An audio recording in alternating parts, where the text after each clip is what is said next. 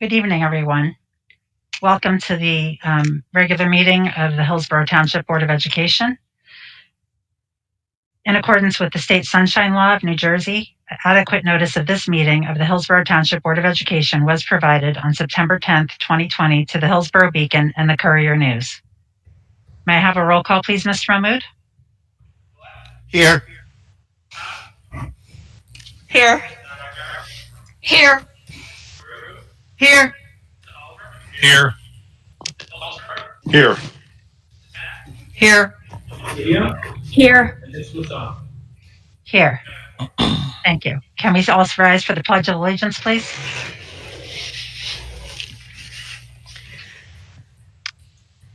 I pledge allegiance to the flag of the of the United States of America and to the republic for which it stands, one nation, under God, indivisible, with liberty and justice for all. Thank you, everyone. We have correspondence as is listed, and we have a few minutes to approve. The first is the executive session minutes from August 24th meeting. May I have a motion to approve those? So moved. Thank you, Mrs. Haas. Do I have a second? Second. Thank you. All in favor? Aye. Anybody opposed? Anybody abstaining? Thank you. We also have the regular public meeting minutes from the same night, August 24th. Do I have a motion to approve? So moved.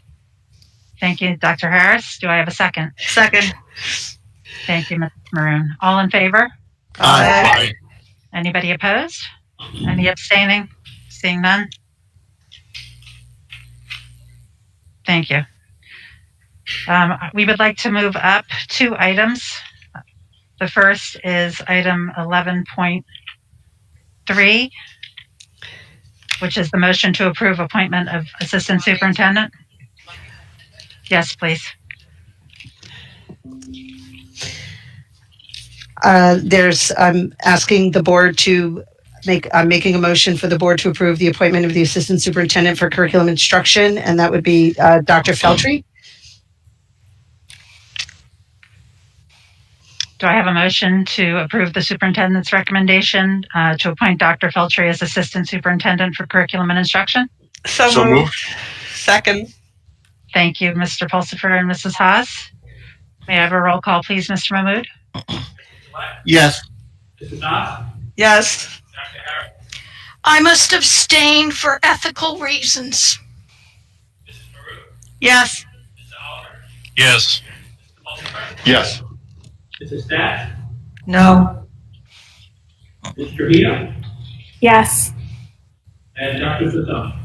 Yes. Thank you, Dr. Feltry. Okay, and then we have removing item 12.2, the motion to approve the bylaw for second reading. I'll make that motion, Dr. Swasan. Thank you. Okay. The superintendent recommends that the Board of Education moves the motion 12.2, motion to approve bylaw for second reading. Can I have a motion to approve the bylaw? So moved. Thank you, Mrs. Stats.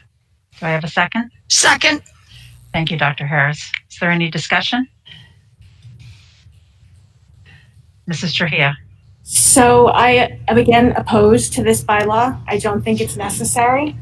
I do think it's important for the board to meet in person. Tonight, September 14th, is the first time this board has met in person. We are here at the Aris lunchroom auditorium, or no, actually it's the all-purpose room.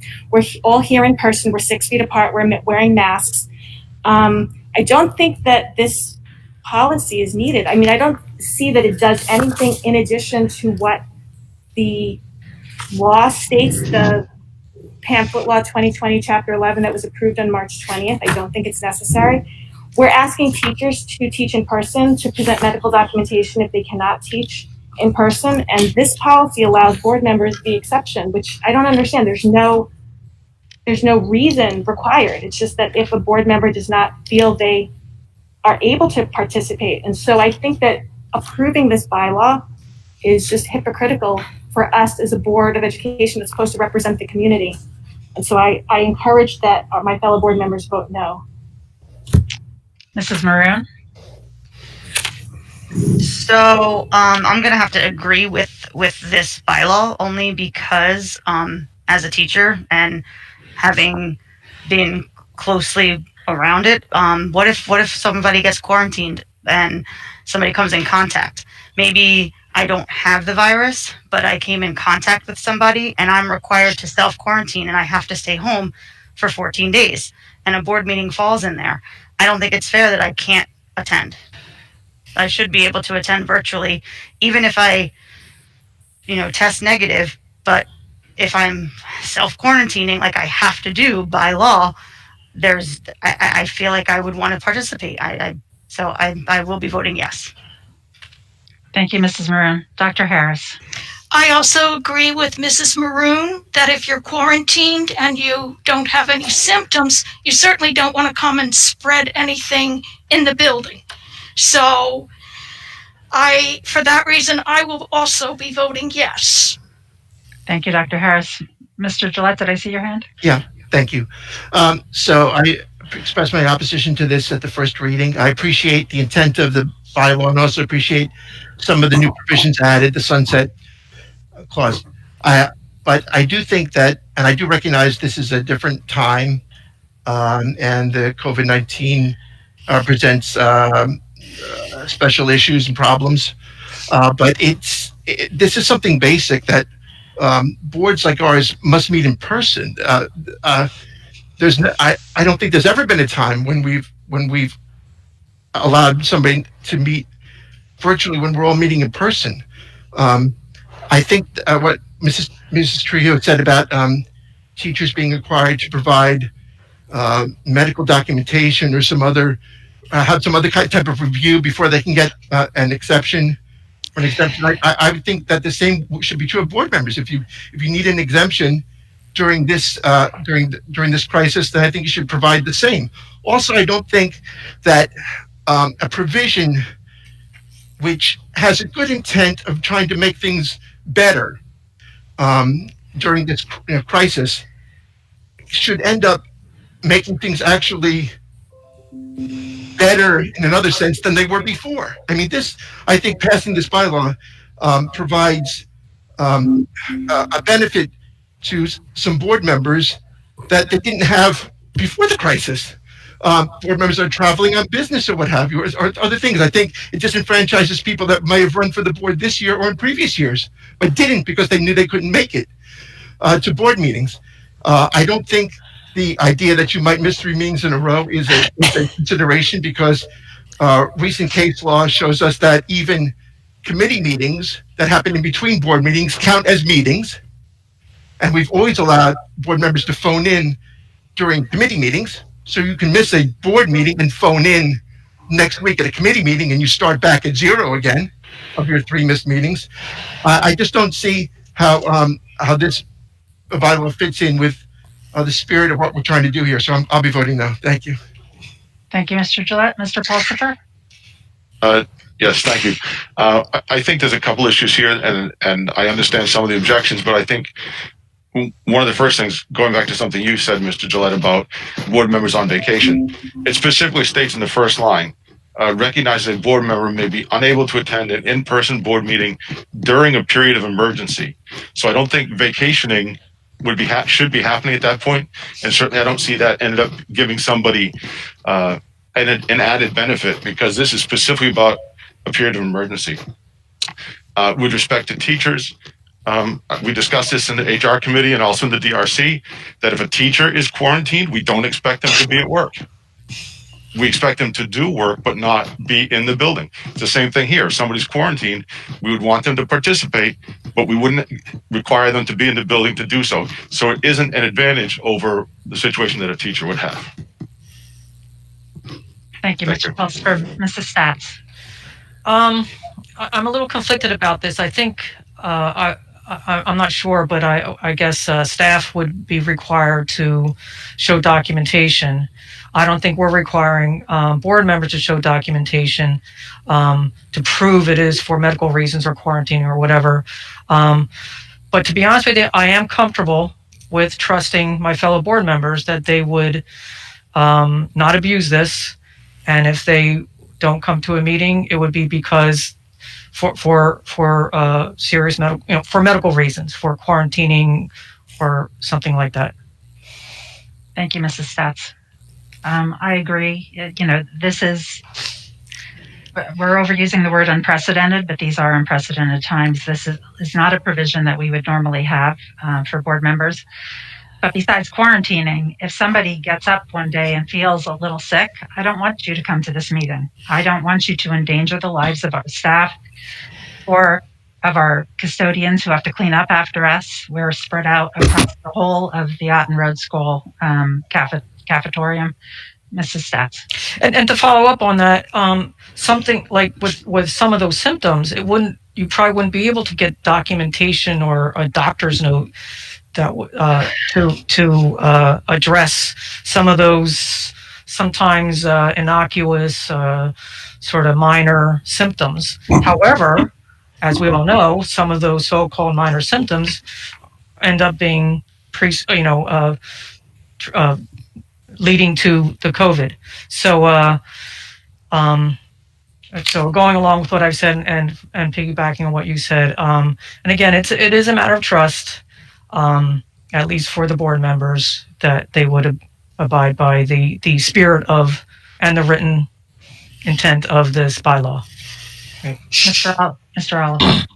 As a thought, could something more be added to this, to the point where, and I understand the intent of this, and I hear everyone's concerns, and I agree with Ms. Stats that we're gonna kind of self-police this, but can we make the board member accountable for the fact that it's kind of a one and done, or like you can't keep using this as an excuse that you don't want to attend a board meeting. So I don't know if there's some added language or provisions we could put in there. We don't want to see board members take advantage of this loophole, and I think that's where Mr. Gillette and Mr. Triolo are going, that you've made the commitment to be a board member, you need to be here in person, you need to face the meetings, and you can't use this as an excuse. So just my thought. Okay. Anybody else?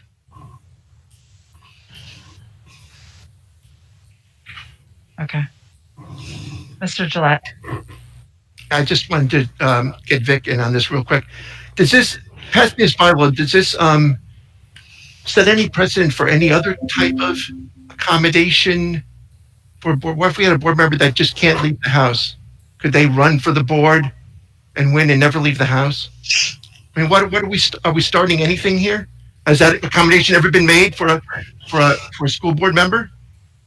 That they have a serious, like John Travolta in that bubble? If you're, I don't, you know what I'm talking about. Yeah. No, your point, and I think to that point, what you could have is just like we have to provide. I think it's kind of like we have to provide certain reasonable accommodations for certain staff members, and what those reasonable accommodations will be really tie into what the person's job description is. Or breaking up. Could have a scenario in which my connection. Can't hear you. Excuse me. Hang on. 1 sec.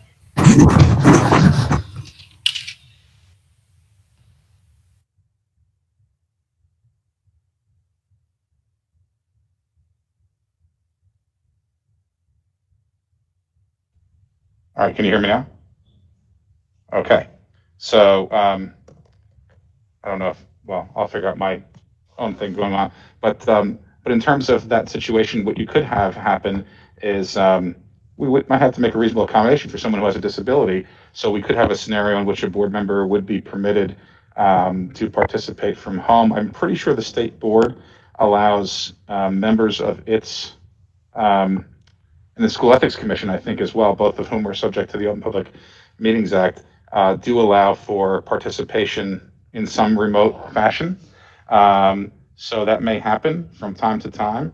And if that is the case, we could have a scenario in which a board member is permitted to do that.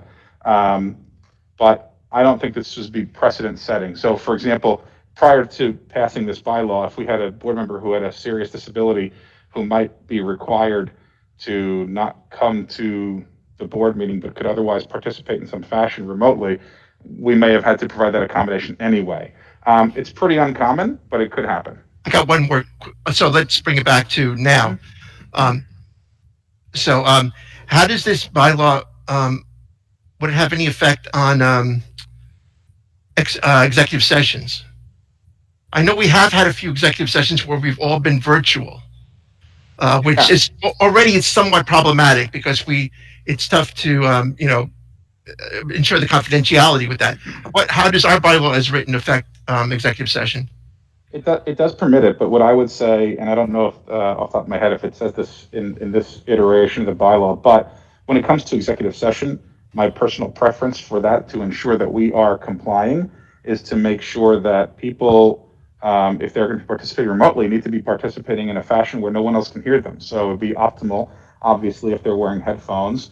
They probably should be in their own separate room, with the door closed. I mean, it wouldn't be appropriate for you to be in executive session with your laptop and not wearing microphones and being in your kitchen and everyone else is around you, right? That would be inappropriate, just like we wouldn't invite someone into executive session otherwise. So long as board members take the appropriate precautions to make sure that they're protecting the confidentiality of executive session, that is fine. But that is something that I think is going to have to be, to the extent that you do have remote participation during this period of emergency, that would be the kind of thing that we would have to police. Right. And I think that, in the past, when we've had executive sessions, everyone appears to have been in their own room without, the ability of people to come in and listen. So that's important. I mean, we've never had to broach that issue, but if it were different, then that would be a problem. We certainly couldn't have someone, on their Bluetooth headset on a golf course or something like that. That wouldn't be appropriate.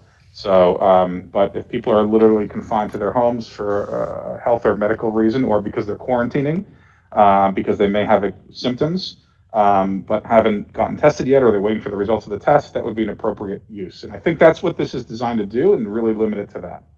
That's the spirit, at least. Thank you.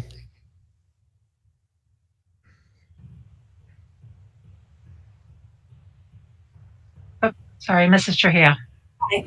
Thank you very much, Mr. LaPira, for that clarification.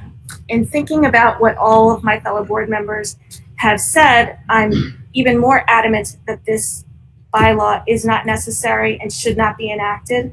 And the best way that I can describe it, or my feeling about this bylaw, is it just, when I read it, the feeling that I get is that it's one law for the governing and a different law for the governed, so to speak. We are the Board of Education. We set the policy for this district. We are setting a different policy for ourselves than for the staff that we're asking to come in person.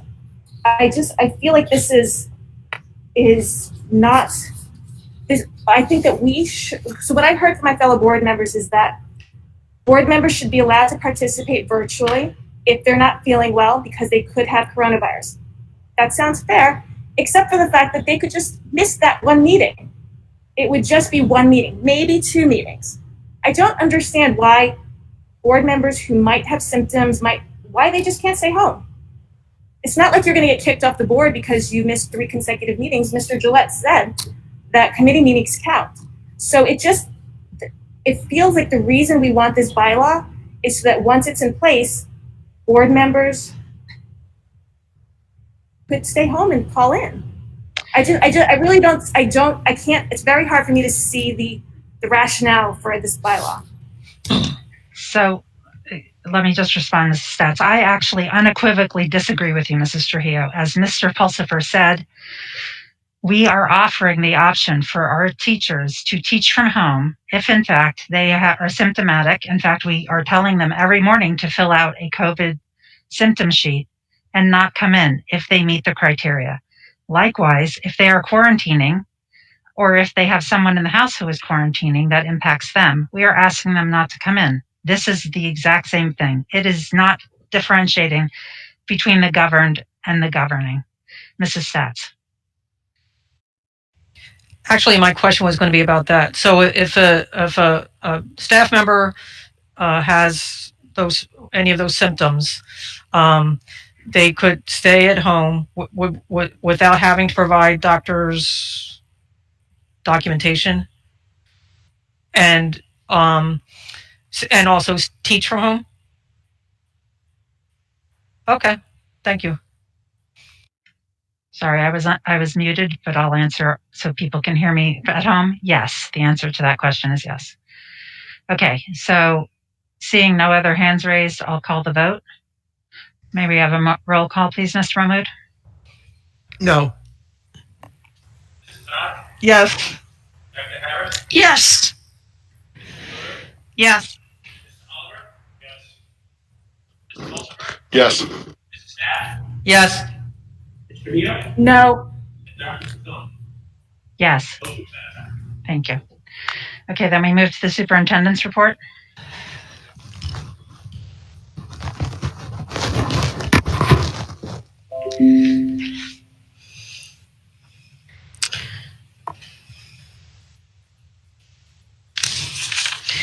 Thank you, Dr. Sasan. Good evening, and thank you for joining us tonight as we transition from a full virtual environment to sort of hybrid board meeting. All board members are present this evening back at Arden Road, and it is quite honestly nice to see everyone in person. I have been visiting the schools, and I appreciate the opportunity to speak with staff as well as observe students in lesson sessions. Mr. Mahmood, Dr. Feltry, Mr. Callahan have also been visiting with me. I've also observed the continued referendum work that is nearing substantial completion. Remember that we always had planned to have the work started and substantially completed over the summer and into the fall for phase 1, and then again for phase 2 over next summer. We continue to prepare to have more students join us for in-person instruction on Tuesday, September 29th. While so many things may occur between now and then, we continue to move toward welcoming people back. We have all witnessed and perhaps even personally experienced the evolution of this situation. It is one that we know will continue to change over the next several weeks and months. As information is released to us, we will be sure to share it with the community. Thank you for your continued support and patience. Thank you also for your emails. Again, I'd like to reiterate that even though it is virtually impossible to respond to all of them, I do read every one and have personally reached out to many members of the community for further discussion. I appreciate that they have taken the time to both email me and speak with me about their frustrations, fears, concerns, and thoughts. Both the school community and the community at large remain split. However, please know that while everyone will never agree on the best course of action, every decision made is well thought out, intentional, and deliberative based upon the information we have at the time the decision is made. Our technology department continues to work with staff and families to answer questions and review issues as they arise. Our district, as well as others, are experiencing lag times, intermittent pauses, and general issues with our platform. Please know that this is more likely an issue with the platform as opposed to issues within our infrastructure. Additionally, Mr. Callahan, in collaboration with our building administrators, continues to work through staffing issues as they arise. This is another very serious issue districts across the state are facing, and we will continue to do our best to meet these challenges head on. I'd like to offer a huge shout out to our professional and resilient faculty and staff for their efforts to keep the learning alive through careful planning and development of instruction. I remain confident that if we are able to work through situations as they arise with patience and respect, we will ultimately succeed.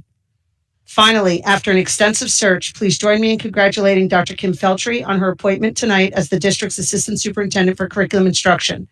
Dr. Feltry joined the district in 2005 as Science Supervisor and assumed the role of Acting Assistant Superintendent in October. So congratulations to Dr. Feltry. Dr. Sasan, that's the superintendent's report.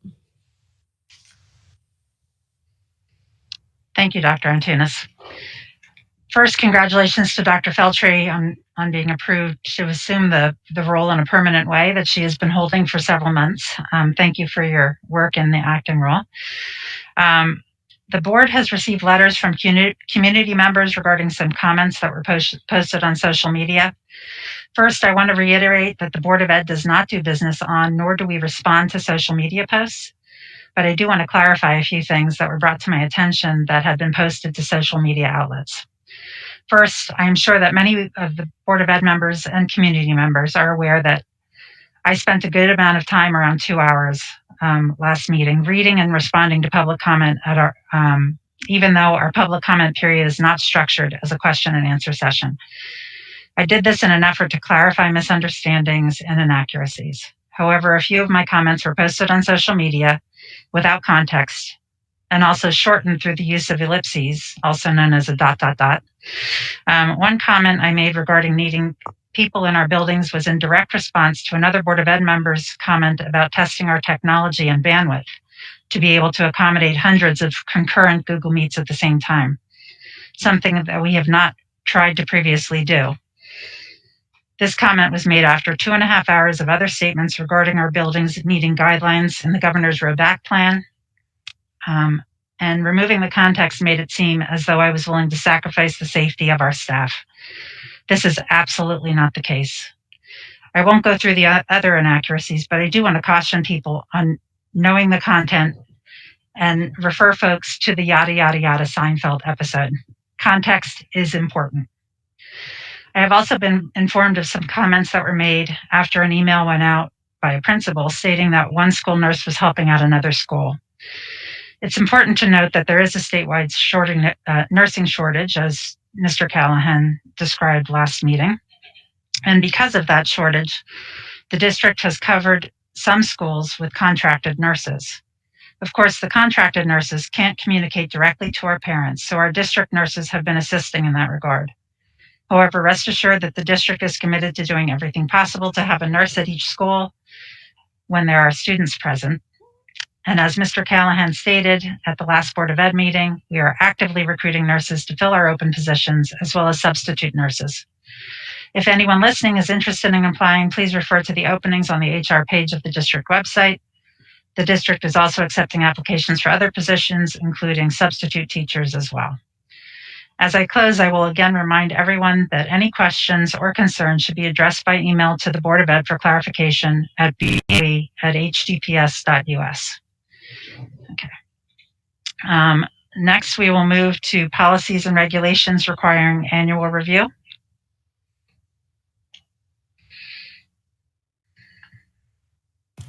So, Dr. Sasan, this is something that we have to do every year, obviously, annual review by parents, staff, and students. And we list them there. There are no changes to them. We just need to meet the, we have to comply with the requirement. So you don't even have to vote on them. We just make people aware of them to take a look at them and read them at their leisure. Thank you. Thank you. So does this require board action? It does not. Okay, excellent. Okay, then before I go to committee reports, I'm going to ask Mr. Handler, I'm going to talk to the public about opening public comment. There will be a phone number listed. We very much welcome input from the public. During virtual board meetings, there will be one time during board meetings that the public is invited to submit or record questions or comments. Members of the public may comment about any item that is listed on tonight's agenda before the board votes, or may choose to discuss any topic. Tonight's option is to call in and leave a message on a recording that would be played for the board and public to hear. There is a 3-minute time limit per speaker. Before you submit or record your question or comment, we ask that you provide your name and address. Please understand that our virtual public forums are not structured as question and answer sessions, but rather are offered as opportunities to share your thoughts with the board. In instances where the board believes there is a misunderstanding or inaccuracy, the board president or superintendent will address the comment. There may be times when a member of the public makes a comment or asks a question about personnel or hiring decisions. New Jersey statutes do not permit the board to discuss personnel issues in public session. So with that, we will open public comment for recording, and I will ask the two committee chairs to give their reports, starting with Mr. Gillette. Thank you. The Operations Committee met on August 31st to discuss one topic that was HVAC around the district. So this is sort of a special meeting. We'll be meeting again coming up in a couple days, I think. So this is an this is an extra meeting. Besides the four of us and Mr. Mahmood and Dr. Antunes, we also were joined by all of our buildings and grounds supervisory staff and Ms. Newcomb from Core Mechanical. Those are our mechanical engineering firm that works with us on HVAC issues. We had a robust discussion, but it was only on one topic, and you can read it here. The concerns we spent a lot of time about were we talked about MERV filters and what that meant, and what the different categories of MERV filters are, and how they work with our systems. We are informed by Ms. Newcomb that and our buildings and ground staff that all of our HVAC systems will be installed with the best MERV filter rating that works with that system. So you might see a different number than you would want to have. That's the best that can work with that system. That was what came out of that discussion, basically. But we covered everything, including all kinds of HVAC issues and also exhaust fans, which help with the HVAC system, but are not necessarily coupled with it in all cases. Correct, Mr. Mahmood? Yeah, I just looked over because he was shaking his head, but it was up and down. That was good. As far as Ms. Newcomb was concerned at Core Mechanical, she believed that our HVAC systems by themselves were in good shape and getting better with continued work from the referendum. The exhaust fans were also a part of the referendum that was due to be completed next summer, but work has been moved up where it could be done this fall. So we didn't work on those necessarily over the summer, but they're beginning work now on an exhaust fan. So that's good news.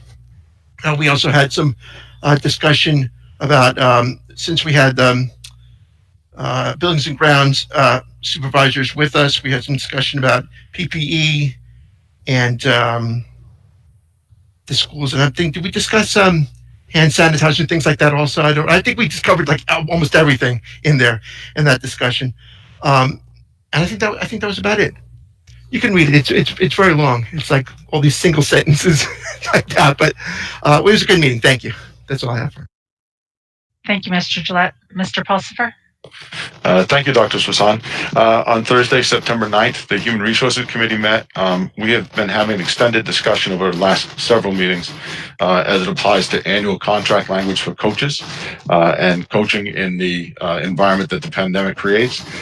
We were able to wrap up our discussion and come to an agreement on language, which was incorporated into contracts, which we will be affirming later on in tonight's meeting.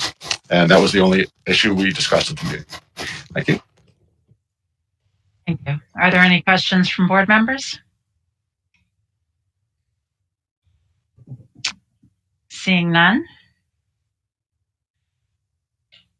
Okay, then we are moving to public input on the action agenda. And so what I'm going to do is I'm going to start clicking on people's voicemails that they have left.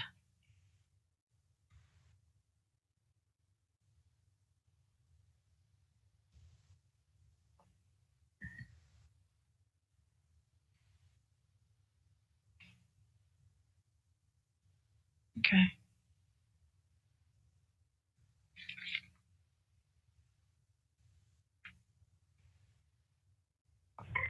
This is Ruth Siegel. I live at 704 Hvac Court in Hillsborough. I am calling because I am very concerned about the conditions of the schools from what I saw online and on social media, and from talking to the person who was in charge of the teacher association. There's mold, there's ceiling tiles falling down, there's water dripping, and I don't know why anybody has to be in the building while the work is being done. I did speak to the superintendent today and to the get out of here. It's not safe for the teachers or the students at this time. And the superintendent said that most of the teachers wanted to be back in the building, but when I found out from Henry was that 90% of the teachers did not want to work in the building. They want it to be virtual. They should be given the choice. The schools are not safe. The HVAC systems are not up to par. There's poor ventilation. I don't think children should be returning to the schools. And I am very concerned for the spread of the coronavirus. And I really think that no one should be back in the buildings until the schools are perfectly set up and they know the ventilation is good, that ceiling tiles are not falling down, and that it is safe, especially for the teachers and all the staff and for the students. I think it's a mistake, and I know they're trying to correct all the problems, but it's not safe right now. So let's wait and get the work done. Teachers can't work in the building when there's all kinds of noise from roofs being done and ceiling tiles being fixed and ceiling tiles falling. How can they be in the building? It is not safe.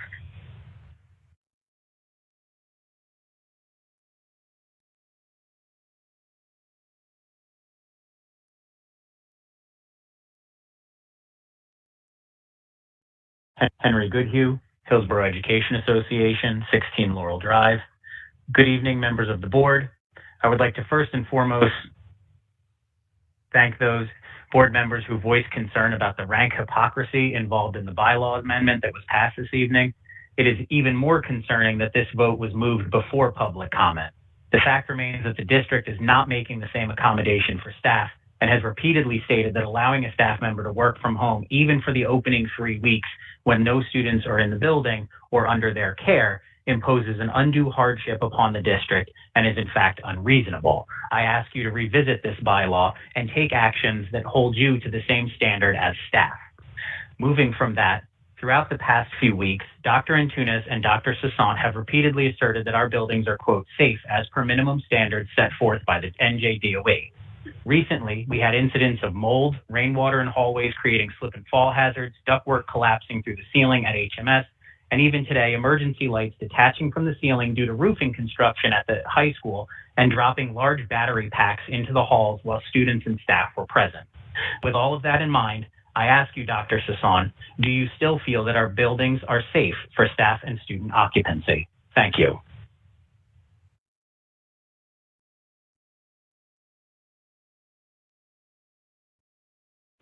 Hi, this is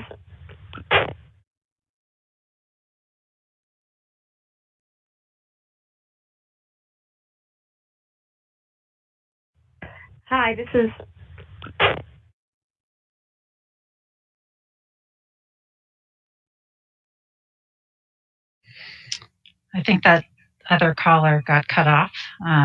If they want to call back in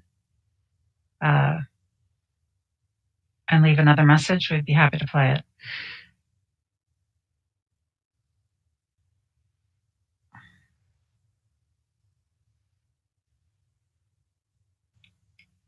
Great.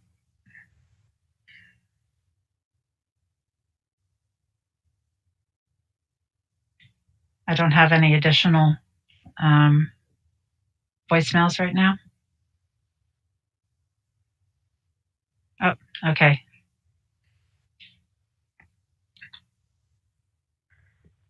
Robin DeVincent, 721 DeCamp Drive. As a teacher at Sunnymead School, I really would like to know the status of the Oprah report. I'd like to know if our exhaust fans are currently working or are they working order at this time that I'm in the building. I would like full transparency, as I feel that my health and the health of my colleagues are just as important as any student that would be at my classroom. I would like to know when we could expect to receive this information. And I would like not to be in the classroom if, in fact, I do not have this information prior to the hybrid starting on September 29th.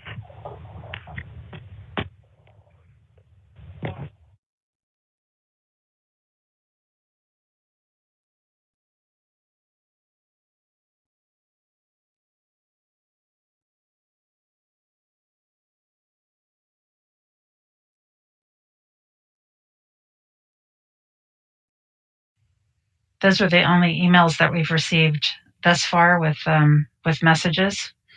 I am going to ask about the Oprah request, Mr. Mahmood, or if you can elaborate on that. Thank you. So we did receive a bunch of Oprah requests from the HEA.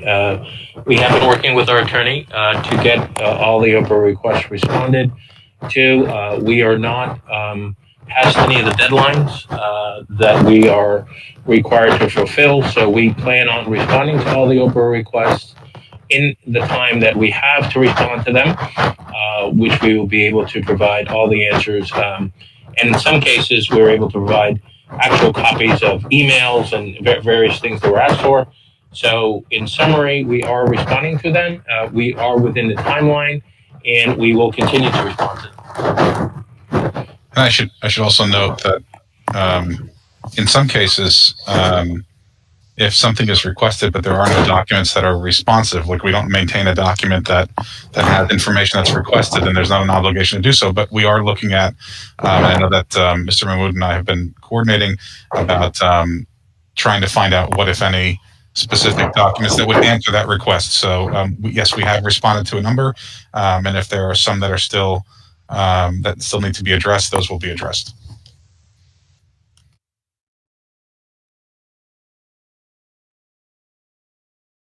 Hello, good evening. This is Dana Gordon from 4 Dumont Round. I want to know where the substitutes are. As a parent of 2 children in the district, I'm unsure of why my child was without a class and told not to attend his French class and that they would not be having class until this week. This French teacher position has been open since before the school year ended. While I can accept it being an anomaly, it really isn't. A friend's daughter did not have a math teacher last week. Those kids were then told that their class would be split and placed in other classes. What kind of workload is this now putting on those teachers?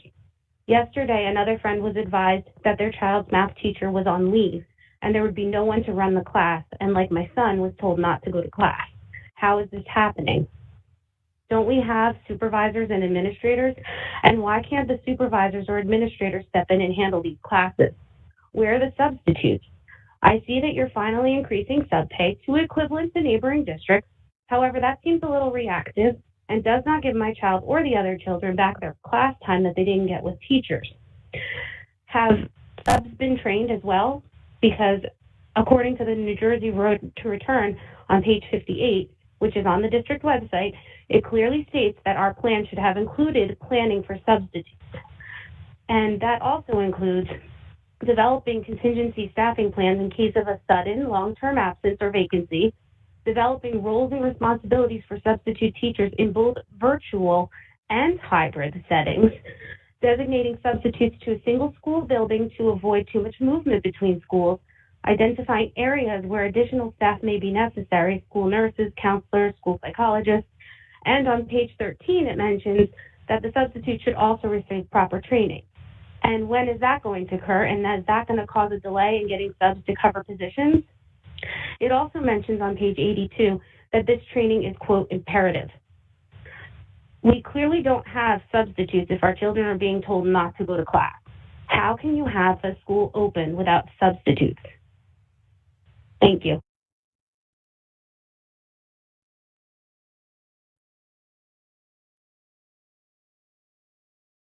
Hi, my name is Didier from Hillsborough, New Jersey, Gemini Drive. I have a comment about the opera request.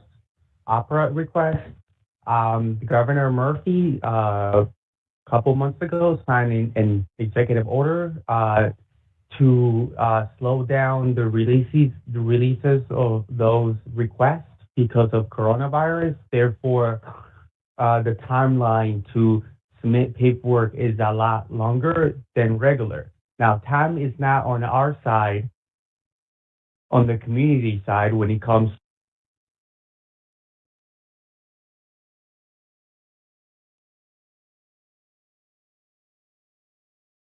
high press, when it comes to an issue where all you have to do is photocopy papers and give a copy to whoever is requesting this paperwork. So I wish that the staff, whoever responsible for the Oprah request, to not take advantage of the state law that uses coronavirus to delay the releases of them. A lot of Board of Eds have been doing this throughout the state, and time is not on our side. Time is of the essence, and we need to make sure that we're quick with this and clear and transparent every part of the way. Thank you.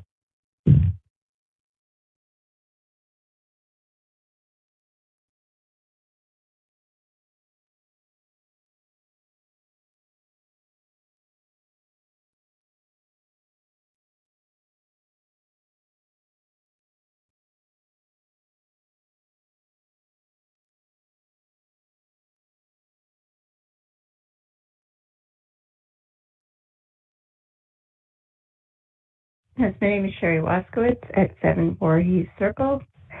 I was wondering if there has been a plan set out for the cleaning schedule, how the school and the classrooms will be cleaned, when will they be cleaned, what would be used to have them cleaned. I haven't seen this, and the children will be going back in less than a few weeks, and I have not seen any notice or how this will be taken care of to make sure our staff and our children are safe. Thank you.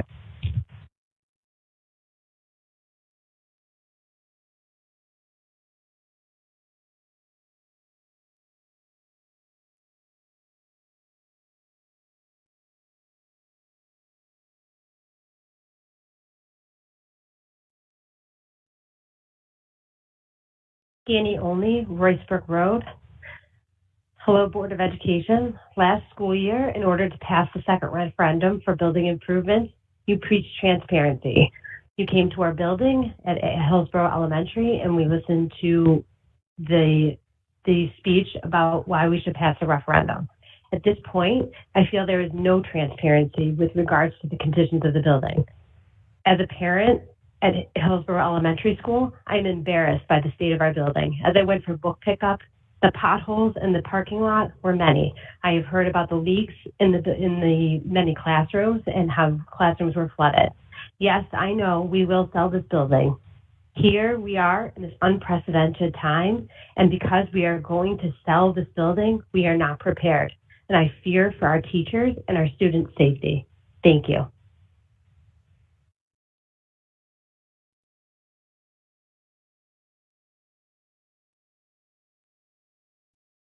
Hello there. I am just calling tonight on behalf of the students, the parents, and the teachers of Hillsborough. And I just want to know, do you have no shame? That's a very simple question, and that's all we want to know. Thank you.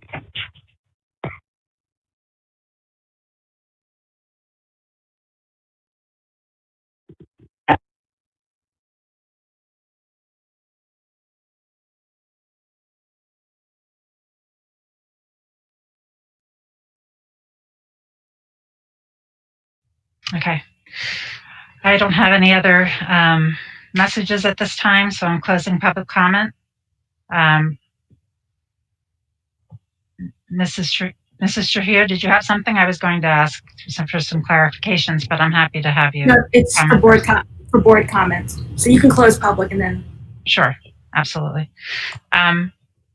Before we do that, we do have other district staff here today who may be able to provide an update on some issues with regard to the buildings and the staffing.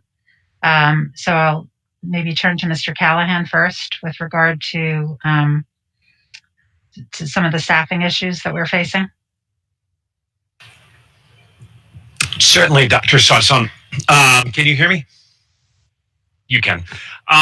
Certainly. So with regards to substitutes, it is not the district's practice to utilize substitutes during virtual instruction, and that's for various reasons, including security and various restraints as far as technology, and that decision is made in consultation with our technology department and the full administration. And as Dr. Antunes did note, the administration is working diligently on filling all vacancies, and school districts across the state and across the nation are doing the same as we face challenges during an unprecedented period.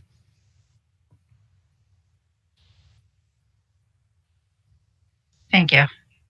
I should also note that the piece on subs the raising of the sub salaries from $90 to $105 was in fact taken a decision by the HR committee in March, but was not going to be implemented until this school year. So it was actually before we were actually holding an in-person meeting for that. So it was before coronavirus altogether. Mr. DeLuca, can I ask you to comment on the status of our buildings? HES, I know there's a lot of concerns about HES. One thing that people need to understand is a lot of money from the referendum is not going into HES. We started to complete roof repairs at HES in August. Unfortunately, the recent tropical storm and thunderstorms that we have had caused damage to a fragile roof. Set us back. The roofers have been on site on Wednesday and Friday of last week, and today, and will continue to repair the roof to the best of our ability. It is an aged roof, but we are doing our best to improve the leaks. We had it under control to an extent. As for our exhaust fans, I do have paperwork on exhaust fans. We are currently working with Core Mechanical to procure equipment needed to do the repairs. We are not 100% with exhaust fans, but we are working on it, and we are resolving a lot of our air quality concerns. We have fans available to our staff as needed to help ventilate their rooms. We are doing the best that we can with the equipment that we have. The second part of the referendum is addressing our HVAC issues. There's a lot of talk about a MERV rating of a filter. And to slow airflow down in your building would be detrimental to the environment, to our indoor air quality. So we are up to standards that are required in our indoor air quality compliance with the state. So when we are working on it's a very large task that we are working on. We are improving, and we are making headway. Thank you. Thank you. Can I just ask you about the question on cleaning? You've spent a lot of time thinking about how we're cleaning the buildings, when we're cleaning the buildings, and there was a question from a parent about the procedures and whether or not are those part of the plan in terms of the SOPs that I know that you've generated? Absolutely. We do our normal routine cleaning and our thorough cleaning, which we revisited how we cleaned our schools back in January or February, and came up with a revised cleaning plan for regular cleaning of our schools in March. We enhanced that when COVID hit. When we go to our hybrid model, we will be doing thorough cleaning of our buildings Mondays and Tuesdays. All sections of our buildings will be cleaned. All desk surfaces, all touch surfaces will be cleaned and sanitized. On Wednesday, we will be going into these empty buildings. We will be using our e-sprayers, and we will address areas of concern and areas that the custodial staff cannot get to on a regular basis. But let me emphasize that our procedure for cleaning our rooms has been upgraded to the best of the standards, best available standards. We will also be testing our rooms we will be testing our rooms surfaces before cleaning takes place, and then our environmental company will be coming in and testing it after we proceed with our cleaning, so that we can evaluate our procedure. This is in the plans. We will do multiple rooms in all of our schools. So that is the plan, to ensure that we are doing a thorough cleaning. But we absolutely are doing a thorough cleaning. We are using the proper products. The information is available to anybody who needs it. But yes, we are doing thorough cleaning. Thank you. One last question about the exhaust fans, because I know we talked about this during the operations committee The exhaust fans are generally used to ventilate larger spaces like the one we are in now and not classrooms. Is that correct? Correct. A very large part of our exhaust fans, or a very large number of our exhaust fans, are located above gym, kitchen, and large spaces, which are not in use right now. Thank you. And I had one other question for you, Mr. DeLuca. Let me try to think if I can remember it. I'm sure I'll remember it in time, but I'll open it up to board comment.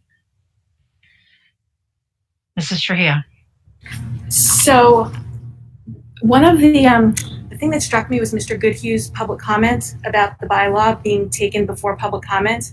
I realized that that's actually quite, especially, I mean, I guess it passed 7-2 last time. And not that it would have made any difference, but I guess that's part of the problem is I don't think it would have made any difference. I guess I'm disappointed in myself for not objecting to moving up the bylaw until after we'd heard public comments. You know what? I am fine with reopening the bylaw if that's what people want to do. But, we moved it up because actually it was a conversation I think I had with Mr. Gillette that if anybody was going to be at home this evening and not in the building, that we should move the bylaw earlier. So that was the decision to do that. It was not to preempt public comment. Mrs. Stats. First of all, I'd like to thank Mr. DeLuca and all the buildings and grounds staff for the amazing work they've done. Actually, in the road back plan, it seems there's quite a lot of specific information about the cleaning process, is very detailed. But I'm still very concerned that even though the reason for our delayed opening of the schools to the general school population cited that it was because of to provide teachers in particular the opportunity to get childcare. It seems like I'm getting more and more information that there's other reasons that necessitates that delay, such as the ongoing construction, the need for nurses, problems with staffing in general, not just those who need childcare, and also the HVAC. With the and acknowledging that some of these are out of people's control, but it's still these are legitimate reasons for why we delayed it, not just the concerns for teachers getting childcare. I do have other concerns. Maybe I'll bring it up when we talk about 10.5, item 10.5, the restart and recovery plan. But I sometimes I wonder if I've been too measured in my responses because yes, I am here now. I am in my 60s. I have a lung condition, but this is a very expansive space. I feel very safe here. In my younger days, I don't think I would be safe in a classroom, feel safe in a classroom in the conditions that we have. And I worry that we're being very good about following the letter of the law. And, the law says we don't have to do this, we don't have to do that. But for the sake of at least, for the sake of transparency, whether or not the law says you have to, I think we should be more forthcoming with providing information. And the lack of information sometimes increases fears.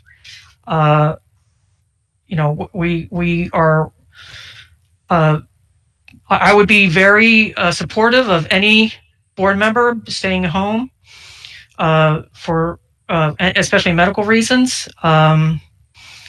However, when it comes to staff, people talk about hysteria. I don't think that's very understanding. And there are, and I'll address those issues when we talk about item 10.5 later. Thank you, Mrs. Stats. Mr. Gillette. I'm sorry. I'm going to ask a question for Mr. Mahmood, I think. Mr. Mahmood, can you hear me? All right, so I guess my question is, is there any, would you request any more money for anything? I mean, are we not committing all the resources and money and time? I mean, what would you ask of the board to do anything better as far as the buildings are concerned? Or is this just something that's just going to take time? I think it's a combination of both, Mr. Gillette. I think that if we look at the Aramark plan, the Aramark assessment report that we received, there's a ton of things that would be on top of the referendum that I would ask the board to consider. But I do also believe that the money that the board has was able to get for the referendum, that second part of the referendum will not only help entirely the world of all of our schools, but also enhance lots of things as of COVID-19 evolves. We're able to get different types of HVAC systems that we will be talking about with the architects that are more advanced than what we were currently planning on. So would I say that we can ask for more money? Yeah, I think based on our buildings are in need of more than what we asked for. However, we certainly have ample amount of money right now to get us to a better state than where we are currently, which I believe is going to help us only in the second term of the referendum, which is coming up this next month. Right, thank you. Thank you, Mr. Mahmood. In fact, that was part of what I was going to ask Mr. DeLuca was with respect to the referendum work. I think it's important for the public to understand that the referendum work was being split into two pieces. The first piece was roofing and paving, and that was supposed to be this summer. And then the second piece was supposed to be HVAC, the exhaust fans, things like that, which was next summer. The buildings were safe without that being done, but they weren't comfortable. And we have outdated buildings, outdated systems, outdated roofs, just like a roof, the HVAC system needs to be replaced. I wish we would have passed the referendum a year earlier so that we would have had the HVAC systems in place for this year. That's not where we're at. We did discuss in operations about moving the exhaust fans work, which is only funded through the referendum, up earlier. So we are moving to do that now. That actually is at an added expense than if we would have bid out the work. We are actually just contracting with New Jersey state government contracting firms that have already been approved. But we do expect that it would be more expensive than what we had planned for in the referendum because we want to make sure that we are as safe as possible. And we were hoping that a lot of that work could be done in the month of September before students return. Correct, Mr. Mahmood? I see you shaking your head, but I don't know if you're...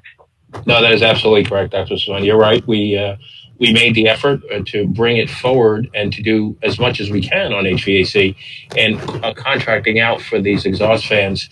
We actually summoned Core Mechanical to get started on the work ASAP, pulling it out of the referendum early on so that we can get these things completed ASAP. And that was an effort that you're absolutely right. We're going to spend a little bit more money on, but it's worth every penny of it, knowing that we can get those systems up and running again. Thank you, Mr. Mahmood. Mr. Oliver.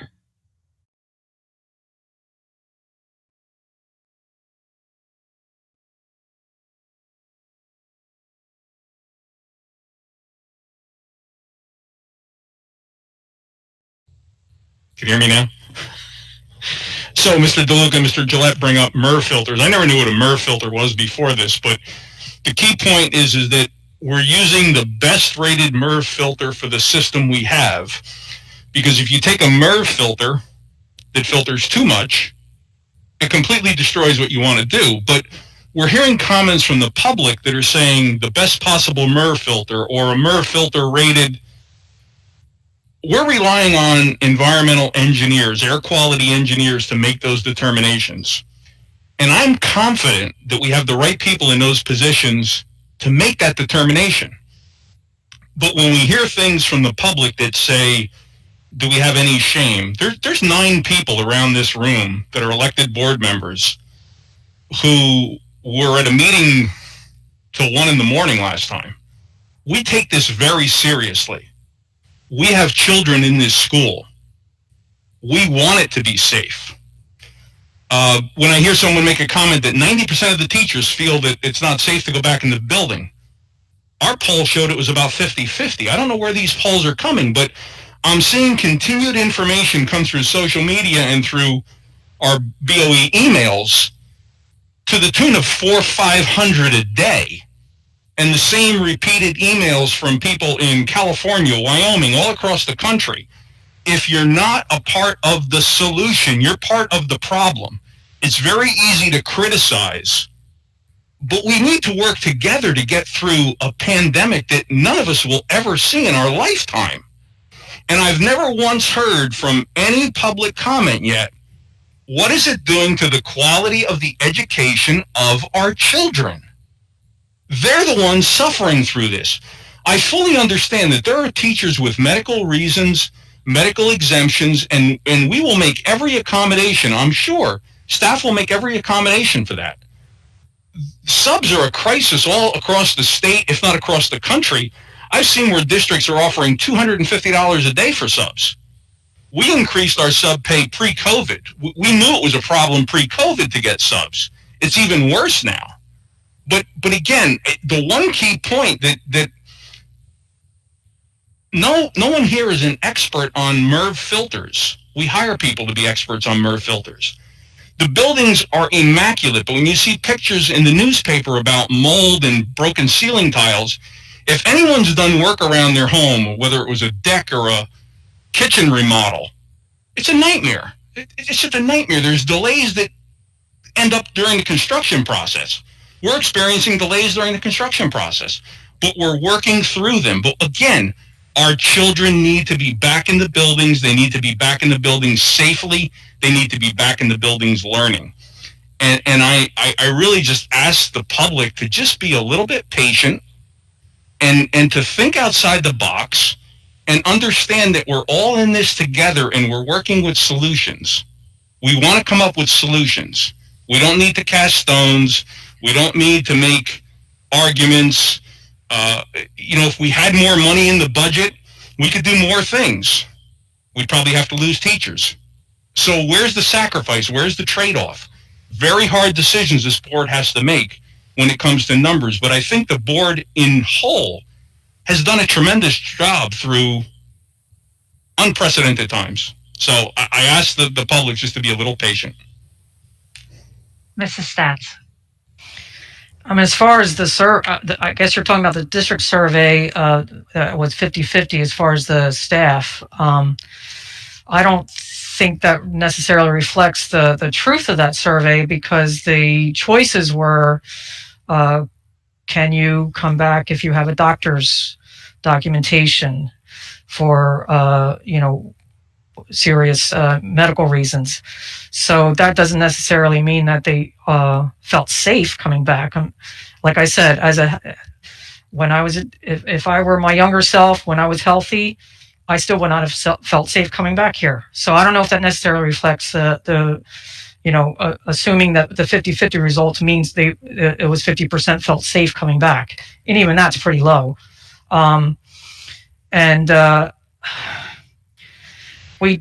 The board did not have much to do with this plan coming back. Right? There were 4 board members on the DRC. As I've said before, there was just one teacher, one full-time teacher from the district. And I'm going to quote Dr. Feinsod here. He's the New Jersey School Board Association Executive Director. Quote, "The best decisions are always made by those closest to kids." I would say that would mean the teachers, instructional aides, and parents. Thank you. Thank you, Mrs. Stats. I would agree. The work that's been done has been by the administration and our crews actually working in the building. So while I appreciate Mr. Oliver's comments, we all are taking this very seriously. I think it's important to note that none of us individually or together made a decision about this, but I trust our staff when they tell me that, when Mr. DeLuca tells me that things are meet the requirements, I trust him. And I have been in, I mean, I can tell you the parts of this building that I've been in look better than they ever have. Maybe that's because there's not a lot of students traipsing through them, but it, right now, New Jersey's transmission rate is quite low. We are, when the kids come back, talking about very small numbers in the room, that even though we have, 15 people here, I think, in a very large space, it will be smaller spaces, but with smaller numbers than what they're used to. It will be a very different environment, and it is not easy to communicate with masks on. Muting, unmuting, trying to go onto a Google Meet. These are all challenges that are going to be faced by our staff, our students.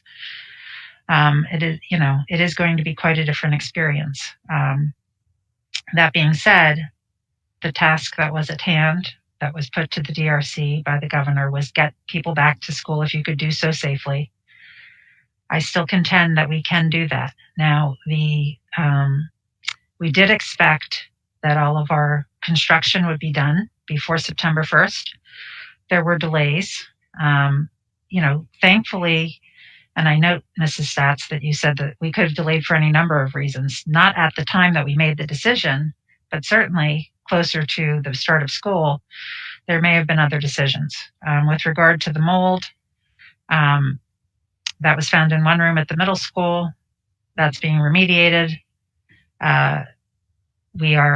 If there is construction happening, which most of the roofs are now substantially complete, but if there is construction happening, we are moving people away from the spaces that are affected, so that they can both have a more safe but also silent environment. And those are not decisions that I personally took, but that's what our administration does. They run the schools and try to keep people safe. So I appreciate all of their work. Is there anybody else? Dr. Harris, thank you. Am I unmuted? Okay. First of all, I would like to say thank you to the Buildings and Grounds Department and all the custodial staff for preparing all 9 schools with clean filters, repairing the windows that might be difficult to open, checking the operations of ceiling fans and window fans, ordering air purifiers for needed spaces without windows, distributing hand sanitizer stations and sanitizer, and training on the use of new equipment for sanitizing of frequently used spaces. That optimizes the filters in the Hvac system and generally overseeing the need for air quality and sanitizing of hands as added checklist items to your main priority. Thank you. And a goal for opening of this COVID pandemic school system has never happened before. So I think you've done an excellent job given the circumstances. I know that most of you are part of the union that seems to ridicule and criticize your efforts through social media posts over the past few weeks. Shame on the union for not sticking together to support you, or at least helping you to point out some of the things that are shortfalls that may exist so they could be addressed properly. I know when I was teaching, if there was a drip on the floor, I took a towel and I wiped it up. It's not that hard. I'm still a member of the NEA, the NJEA, and the Somerset County Education Association. Although of late, I can't say that I'm very proud as a member. You see, in the years that I have participated in workshops and developed leadership skills through being a member of these education associations, not once did I encounter a workshop on dividing the community as has been done to our community recently. As a leader, I've always been encouraged to work collaboratively to treat others respectfully, and to be a force for positive change. So if I were to report out a problem that I saw, I would also come forward with a suggestion or two on how to take a criticism or a problem and turn it into a positive output so that it benefited the whole community. The negativity, the resentment, and the downright deceptive ways that I've seen communicated on social media to our community has me concerned. So I asked the HEA leadership, not the teachers, for I know that they've been doing their jobs above and beyond the expectations during this pandemic experience. And my heart goes out to them. But the leadership of the HEA, I ask you, what are your positive and tangible goals that you've done in our community over the past 6 months of the COVID pandemic? Positive actions are what an organization would normally do to develop those pride initiatives in the community. Not just passing out lip balms and Band-Aid cases at a football game as was done last year, but reaching out to families who might be hungry, guiding them to a source for food, perhaps providing some visual or virtual services for students who have difficulty in remote learning, perhaps connecting parents who have lost their jobs during the pandemic with some hopeful insights or resources to help them rebound, even if that were to help them guide their children's learning with a better understanding of expectations. Doing those kinds of actions would make me proud to say that I am a part of the education associations I belong to, but not echoing the twisted and calculated scare tactics that seem to be imposed on the public, as well as our association members. Although no one can predict the uncertainty of this pandemic, finding positive ways to help is much preferred to the negative bashing that's been provided recently. I would like to remind everyone that we are all in this together. Thank you, Dr. Harris.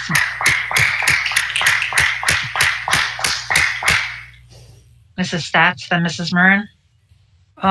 Maybe it's my faulty memory, but I do think the HEA was part of some work where they would distribute, I think, food to needy families. And I just worry about, I'm looking at it from a point of view of staff members, that they are scared. And I don't think it's just because of the HEA leadership necessarily fear-mongering.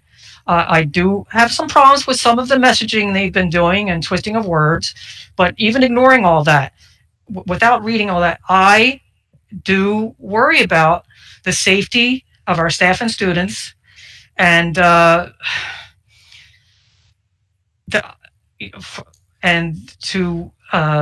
focus on the HEA's leadership style, I think is a distraction about the true concerns about safety. Thank you. Mrs. Murrin. So I just want to take a minute, and I want to thank you, John Oliver, for your words. They were very positive, and I couldn't come close to what Dr. Harris said. So well, God bless you. Well, that's I started with you, and then I would like to also say thank you to Ann Harris, because that was absolutely amazing. And I too am currently a member of the NEA, NJEA, MCEA, and the HTEA, and I don't really have much else to say except thank you. Mrs. Haas.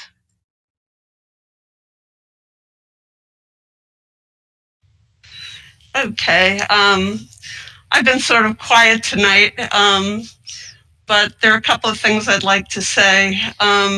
First of all, I'd like to thank Buildings and Grounds.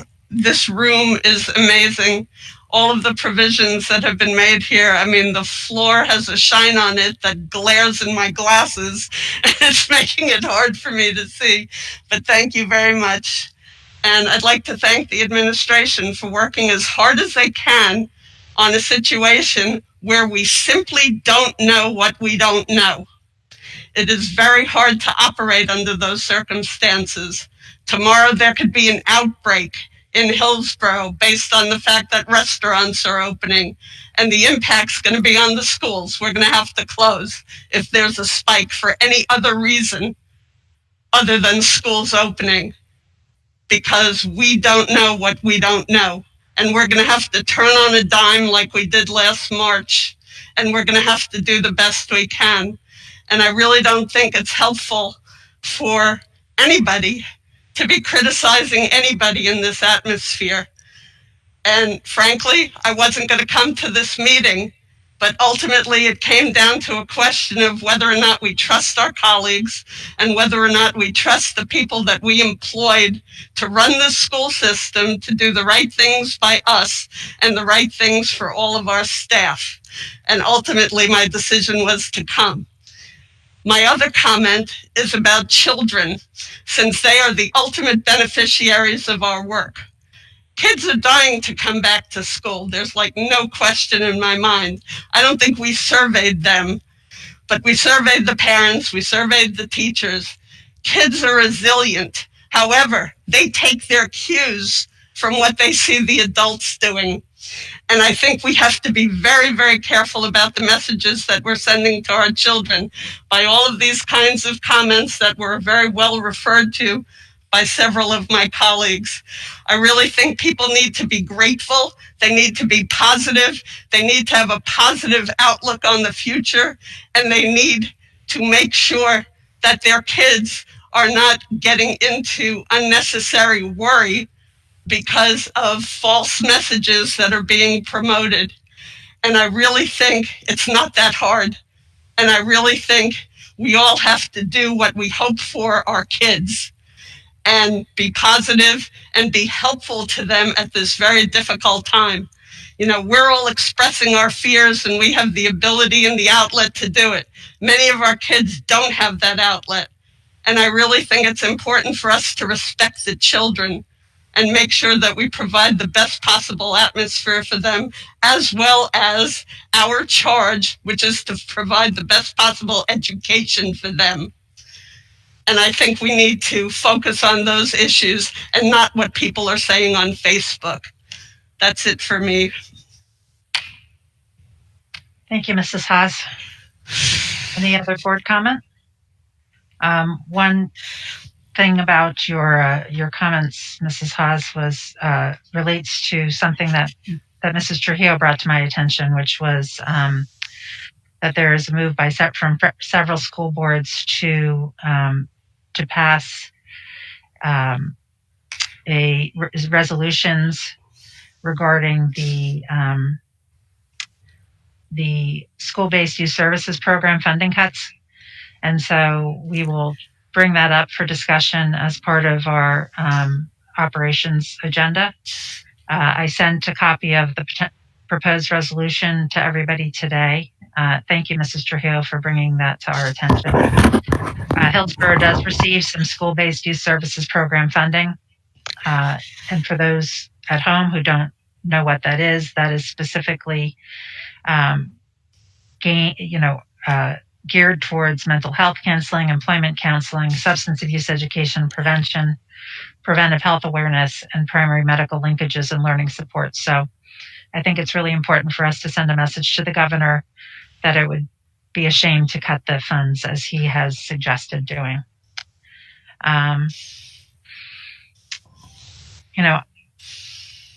These are incredibly difficult times. I think everybody is concerned. Everybody, especially our employees and our administrators and our teachers, are working themselves to the bone to try to, and our buildings and ground staff, who have been doing an awesome job, are working to try to ensure that they can do everything that they in their power to keep people safe.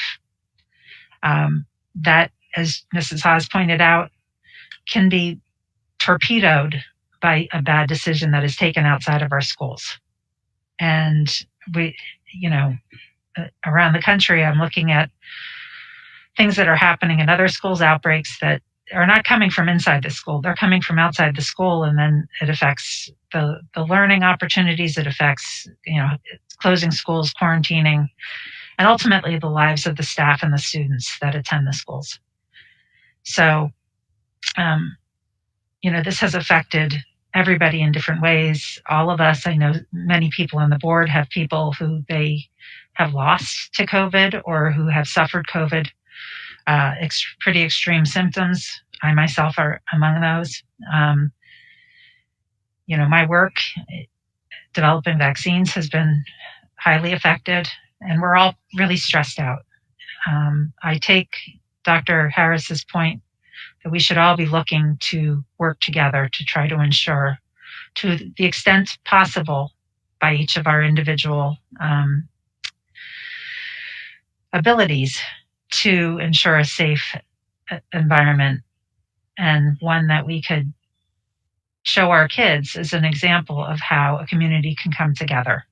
I also want to say that with regard to those in our community that are struggling with hunger, that the Hillsborough YMCA is still doing their food distributions on Friday from 10 to noon. And that they are actually struggling for volunteers to assist because there are so many people in our community. So if you are interested in doing that, please let me know, and I will put you in touch with the appropriate individuals. Okay, with that being said, I think I'll close board comment and we'll go to the education agenda. Dr. Antunes. Dr. Schwasan, I was going to move it as one board, one full motion. Do you want me to separate it? Why don't we separate it into? Okay. Yeah. Not a problem. Yeah. Okay. Okay. So the superintendent recommends that the Board of Education approve the education agenda as follows: 10.1 to 10.5. We're going to dispose of some Hvac textbooks that are more than 10 years old, as well as some mathematics textbooks. We're going to there's a motion to approve that, not the submission, but the acceptance of funds of FY 2021 ESEA grant application funds. Motion to approve the 2021 out-of-district placements. Motion to approve those policies for second reading. That is it. Thank you. Can I have a motion to approve the education agenda items 10.1 through 10.5, please? So moved. Thank Second. you, Mrs. Thank you, Dr. Harris. Mrs. I would like to separate out 10.5, please. Okay. So, Mr. Gillette. Discussion? Yes, discussion on 10.1 through 10.4, please. Oh, no. Okay. Then can I get a roll call on 10.1 through 10.4, please, Mr. Mahmood? Absolutely. Mr. Gillette? Yes. Mrs. Haas? Yes. Dr. Harris? Thank you. Ms. Maroon? Yes. Thank you. Mr. Oliver? Yes. Mr. Pulsifer? Yes. Mrs. Stacks? Mr. Hio? Yes. And Dr. Swasan? Yes. Motion passes. Thank you. Can I have a motion for item 10.5, the policy on restart and recovery plan? So moved. Thank you, Mrs. Stats. Second. Thank you, Mr. Pulsifer. Discussion. Mrs. Stats. Well, this is policy 1648, the restart and recovery plan. In addition to some of the points already made, I am concerned about I know we are following the letter of what the state plan is as far as ventilation, but it is very vaguely worded. But the state does allude to the ASHRAE, and yes, I know our buildings and grounds can't do the impossible, but it does say that the MER filters are only effective for 20% regarding the COVID, and should be at least a MER rating of 13 for it to be 85% effective. And also, as Mr. DeLuca said, and that one topic operations meeting, Ms. Newcomb was very concerned about the exhaust fans. She had general concerns, saying the HVAC is not completely up to par. I know we are working on it, but that's just it. We are working on it. And she thinks that there's more evaluations are necessary. I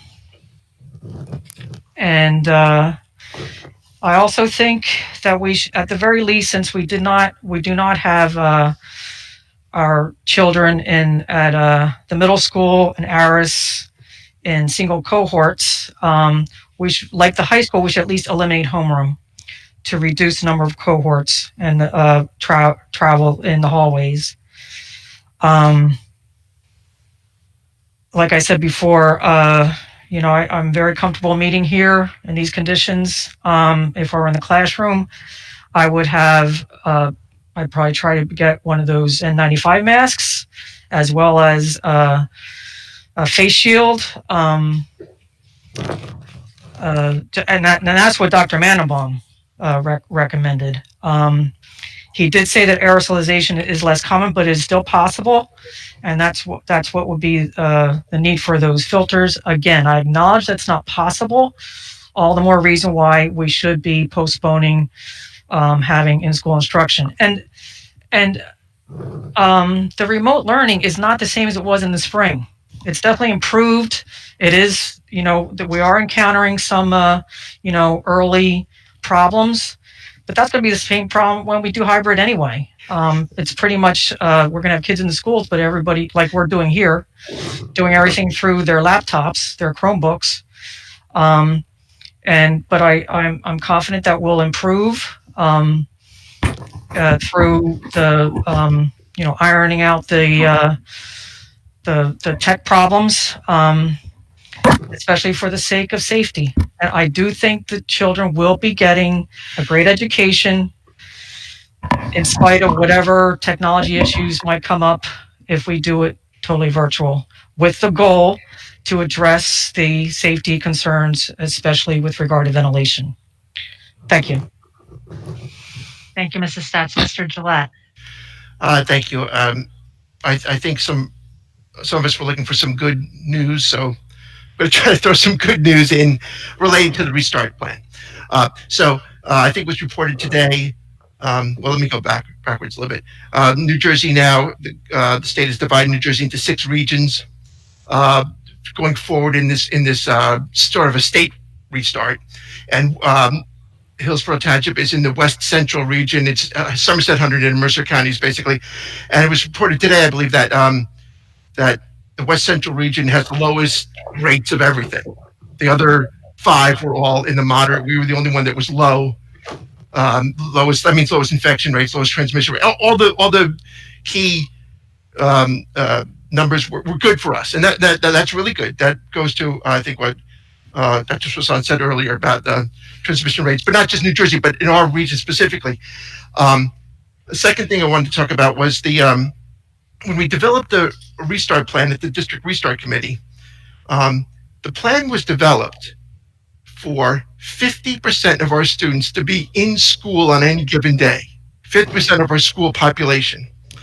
Now, I don't think it's been well reported, but after that plan was developed, the state came out with the option for parents to keep your children home, all virtual, all the time. Then things moved around a little bit. We thought we would have 50% of our students in school every day.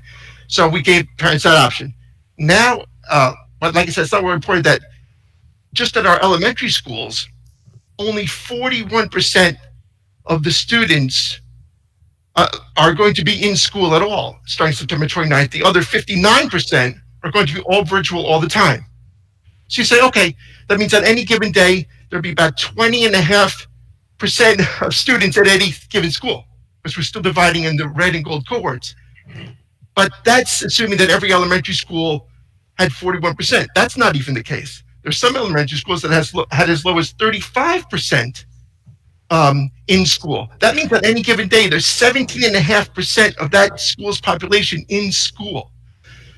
To me, I think that's sort of good news in a way, because we have capacity for maybe in the future, maybe not on September 29th, but maybe sometime in October for those board members in the community that are concerned that kids that want to and need to actually be in school for various reasons, we may have capacity at our elementary schools and all the way up through 8th grade, certainly, for more students to be afforded the ability to be there 4 days a week instead of 2. I think that's good. We know that special needs children are already back in school, the ones that are in self-contained classrooms. But we have many children in our district with special needs that are not in a self-contained classroom, that benefit from the in-person teaching, the socialization, and a lot of things that they just do not get at home.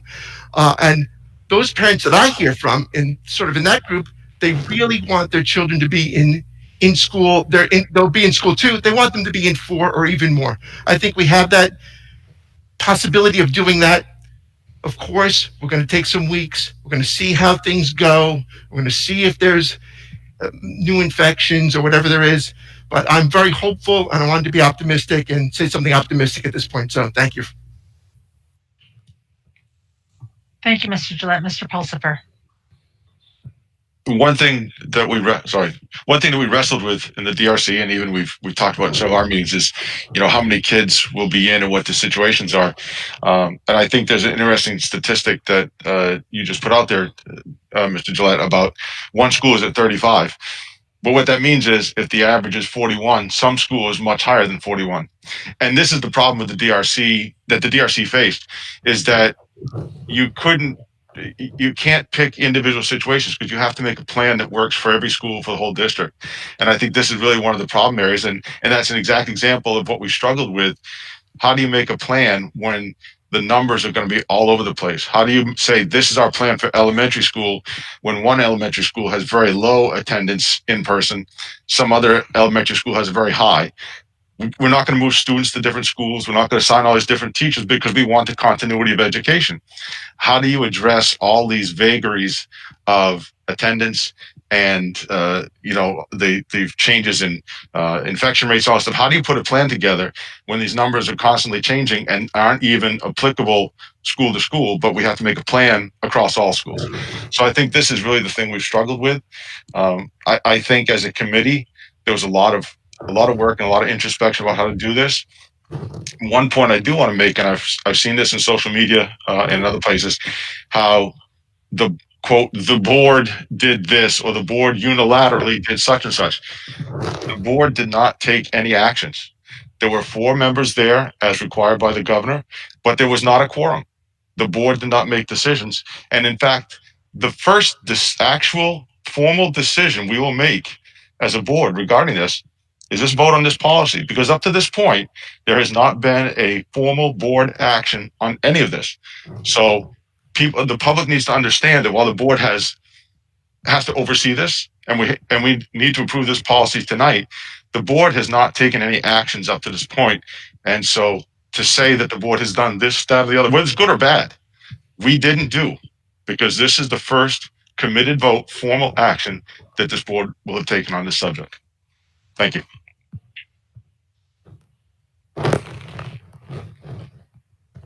Thank you, Mr. Gillette. Any other comments? I do want to note that with regard to PPE, I know Dr. Antunes reported out at last meeting that we have purchased a lot of PPE, including hand sanitizer and things like that, and those things are just being distributed to the appropriate people. Mrs. Stats, I know you said that you would want an N95 mask, and I want to clarify some things that Dr. Mandelbaum said. An N95 mask should not be used by anybody in our school buildings. They need to be fitted. My daughter, who is a nurse, went to fit for her new job. It took an hour for them to fit her face properly. It is very uncomfortable. It's not something that people would be able to wear for 4 hours. And even Dr. Mandelbaum said that they only use N95 masks if they are treating a COVID patient who is on a vent, because that is when the possibility of aerosolization comes into play. Everybody else just wears a surgical mask and a gown if they are going to be within 6 feet. And I think there's a distinction to be made regarding what types of PPE staff and students should be wearing or expecting to see. And I think when 6 feet cannot be maintained is when Dr. Mandelbaum said, wear goggles or a face shield and a cloth mask or a surgical mask if that's your choice, if that's your preference.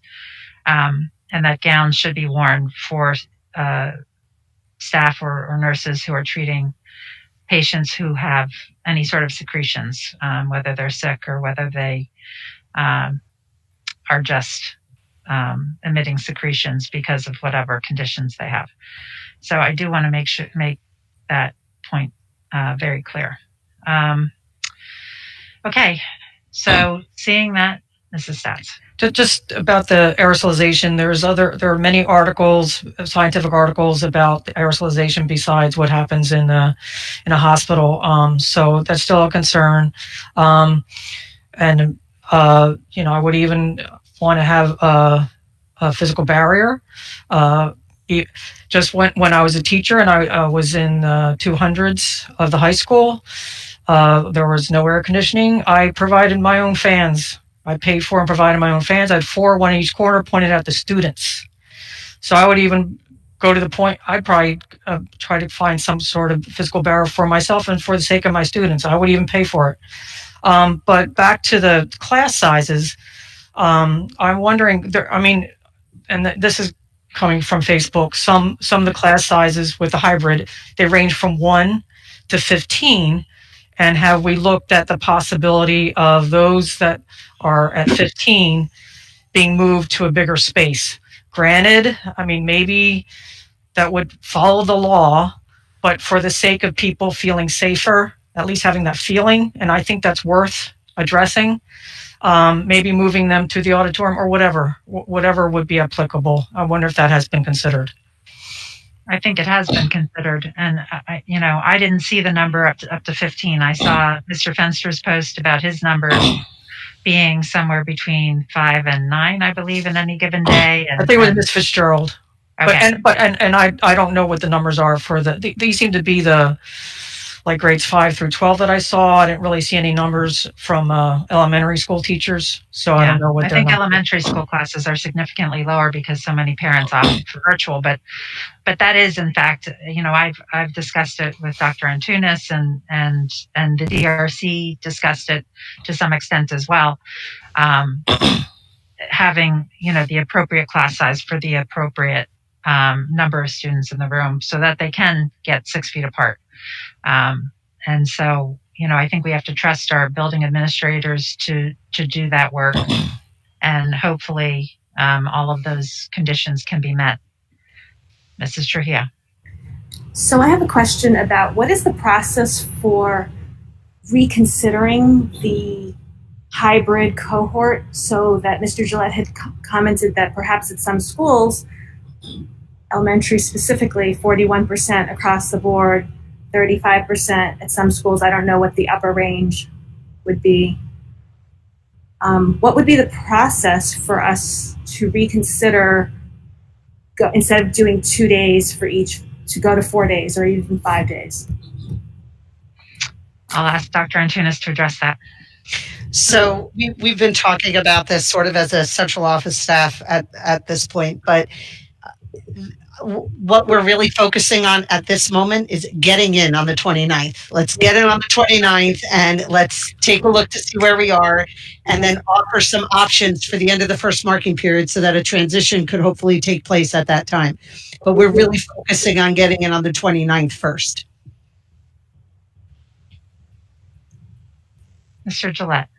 Okay, but Dr. Antunes, would that require or is there a procedure like a resubmittal of a plan to the county superintendent? I think that's what I'm sorry. You wanted to know, is there an actual procedure that you could do something? Sure, I apologize. I misunderstood that question. Is there a resubmittal? There will likely not have to be a resubmittal because our plan does have for a certain number of students to be in for students to be in school. So we wouldn't have to resubmit, but we would absolutely put a procedure in place. And in fact, we'd want to we'd want to go out to the community again and see how many people that would want to come back.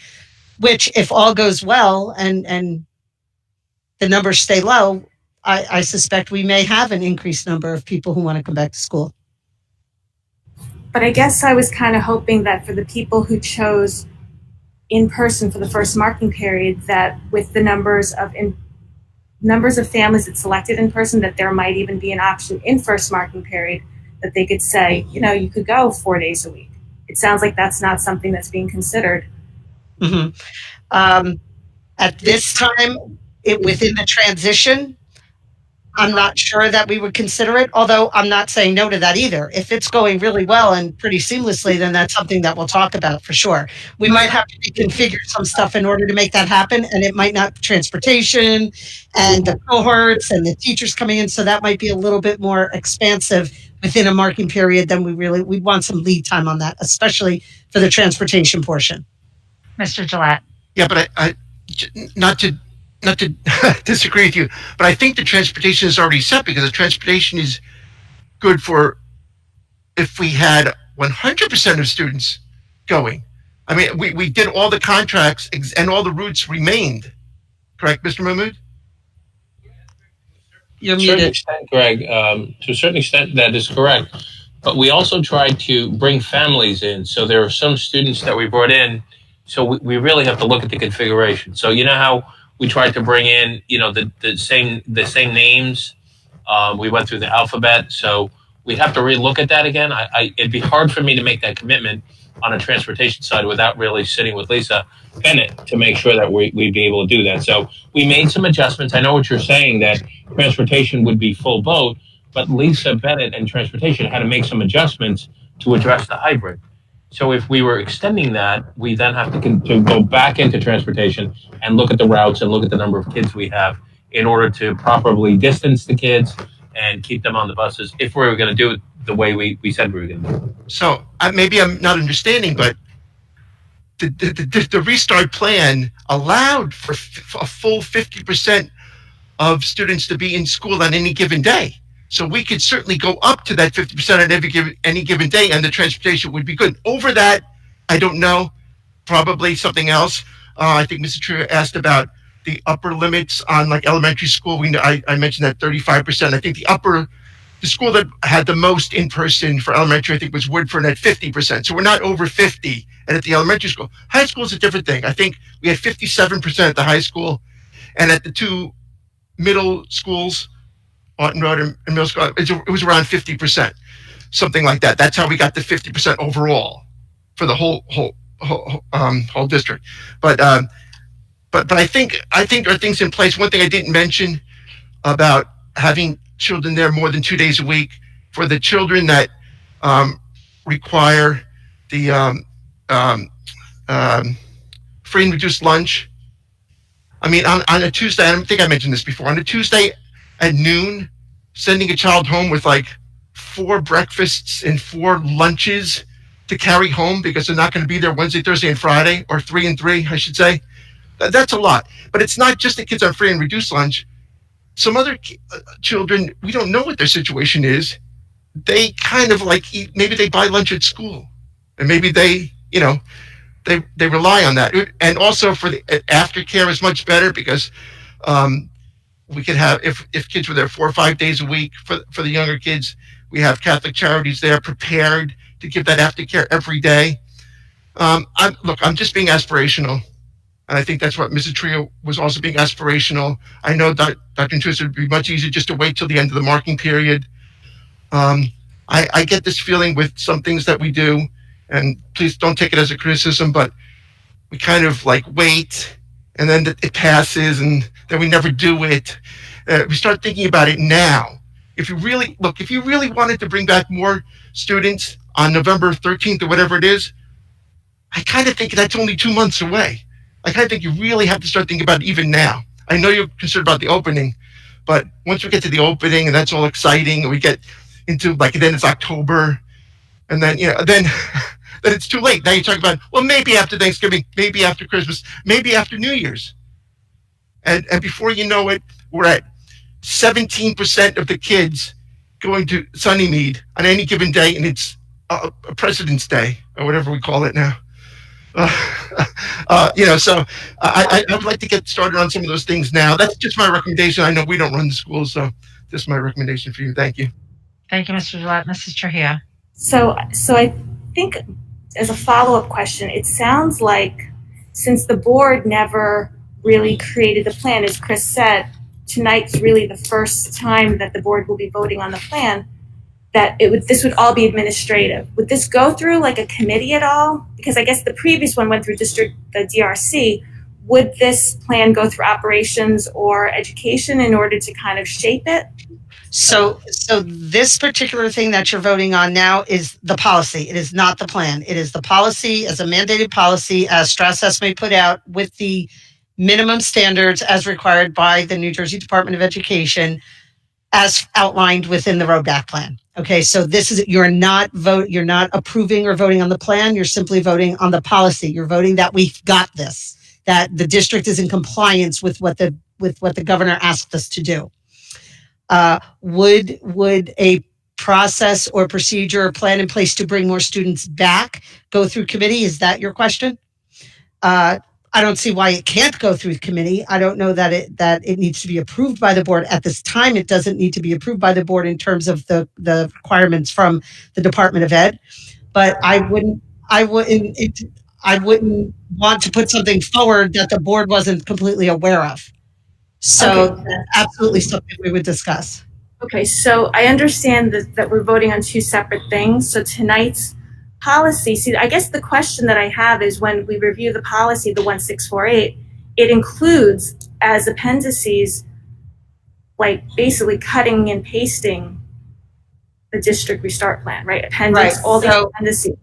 Right. So we have to affirm that the district is in compliance with having those appendices and that we've completed that work. It's not necessarily saying that you agree with what it says, just that the appendices exist. Okay, that's funny. Unless am I totally wrong in that, Mr. Lapira?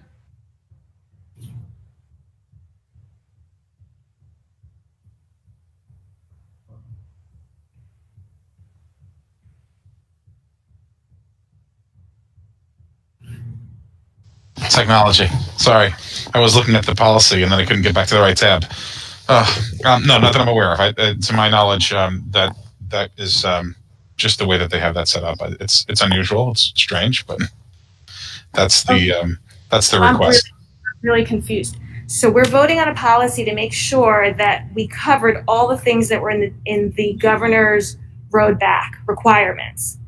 But this policy cuts and pastes specific appendices, specifically that I'm looking at, which goes to Mr. Gillette's question, like our point about bringing kids back more so. So for example, Appendix N, scheduling of students, it literally cuts and pastes, each cohort will receive 2 days in person, 3 days virtual.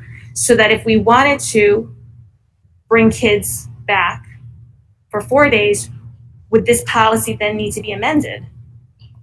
No, I think that my understanding is that the way that this policy is written is that you have to have the policy in place, and then the appendices are just simply made part of the policy. So to the extent that you're going to update that plan, which is not necessarily the board that's updating it, but the administration is developing the updated plan, then the appendices would have to be changed as appropriate. Although I'm not sure if the appendices would change based upon, because there is some flexibility built into them, I believe, correct? It's not necessarily that, if I'm understanding correctly, that in-person instruction will be at X percentage or will be done on, cohorts until certain dates, right? That's my understanding. Right. Because we will update the plan pretty consistently. Like with the policy, they added the full remote learning. Well, we had already submitted that several times. We had to add though that we had to go to full remote. We had to offer that option, and we did that. That didn't mean we had to resubmit it. We just had to update it. And we're required by this policy to include the appendices. Okay, but the appendices for in-person learning specifically state 2 days. For those students who chose hybrid, it specifically states 2 days in school, 3 days virtual. So my question is, I mean, it's okay. I guess we can figure it out later, but I really do take to heart what Mr. Gillette said, is that if we don't start talking about in-person learning now, I mean, if none of the schools up until HMS are more than 50%, it seems clear that we really ought to be sending our kids back 4 days, maybe 5 days even. It's unconscionable, I guess, that we have the ability to bring our kids back, given what the numbers look like now. I think that we really, I didn't know what the numbers were. But if our plan was set on 50% capacity and parents chose 50% hybrid and 50% virtual, they've solved their problem for us. Why can't kids go back 4 days a week? Like, what am I missing? So Mrs. Maroon, then Mrs. Stats, but what I did want to say is that there is an equity issue here too, that if one school is at 42% and one school is at 17, if you can't bring back everybody, you shouldn't bring back anybody. And then, something may change with respect to the dynamics of the disease, where some people who have chosen virtual might want to step back in. And that adds a whole other level of complexity. This was something that we discussed in the DRC, and I think it was Karen Bingert who actually said, wait a minute, you might be, because we were going to put in a standard for when we would potentially do that. And when you get hit with the possibility that everybody may want to reevaluate, then that actually throws a whole level of complexity that is just boggling to think about. And you're talking about 6 weeks between everybody going back September 29th and the end of the marking period. I don't know that we're going to see, we're discussing this. The disease is not going to go away in that time from, everybody except maybe one person that I could think of has said that might happen. But everybody else is sort of in agreement that isn't going to happen. So, while I think it's great for us to talk about these things, I do want to, sort of use our time wisely. Mrs. Maroon and then Mrs. Stats. Yeah, I just wanted to, can you guys hear me? Okay, sorry. About this whole reevaluating, I'm not for it, I'm not against it. I'm just trying to put a blanket over it that, to my understanding, it's still a DRC.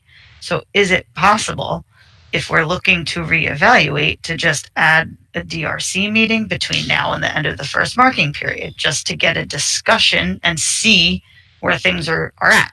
I'm not saying we have to, but I'm just saying, is that part of the plan? Not like I want to sit on the 4-hour DRC meetings again. However, I'm just saying, they were lovely. They were. However, I'm just saying that if this is something that, wants to be reevaluated, maybe that's something that we could pose and maybe having the administrators just discuss. Okay, what are the trends? What are the challenges? What are you seeing going back? I don't know. I'm just saying I would think the DRC would have to meet again to reevaluate and to go over the plan and see what changes can be made. Certainly the building level administrators would have to be part of the process, and they were all sat on the DRC. I believe we might make people's heads explode if we consider this, but Mrs. Stats. Well, as we've mentioned before, not only are there differences between schools with the percentages of hybrid versus virtual. Within the schools, there are variations. So, if we go back to having students come 4 days a week, that really could cause a problem with some classes. And also keep in mind, look at the angst that some staff has about the current circumstances.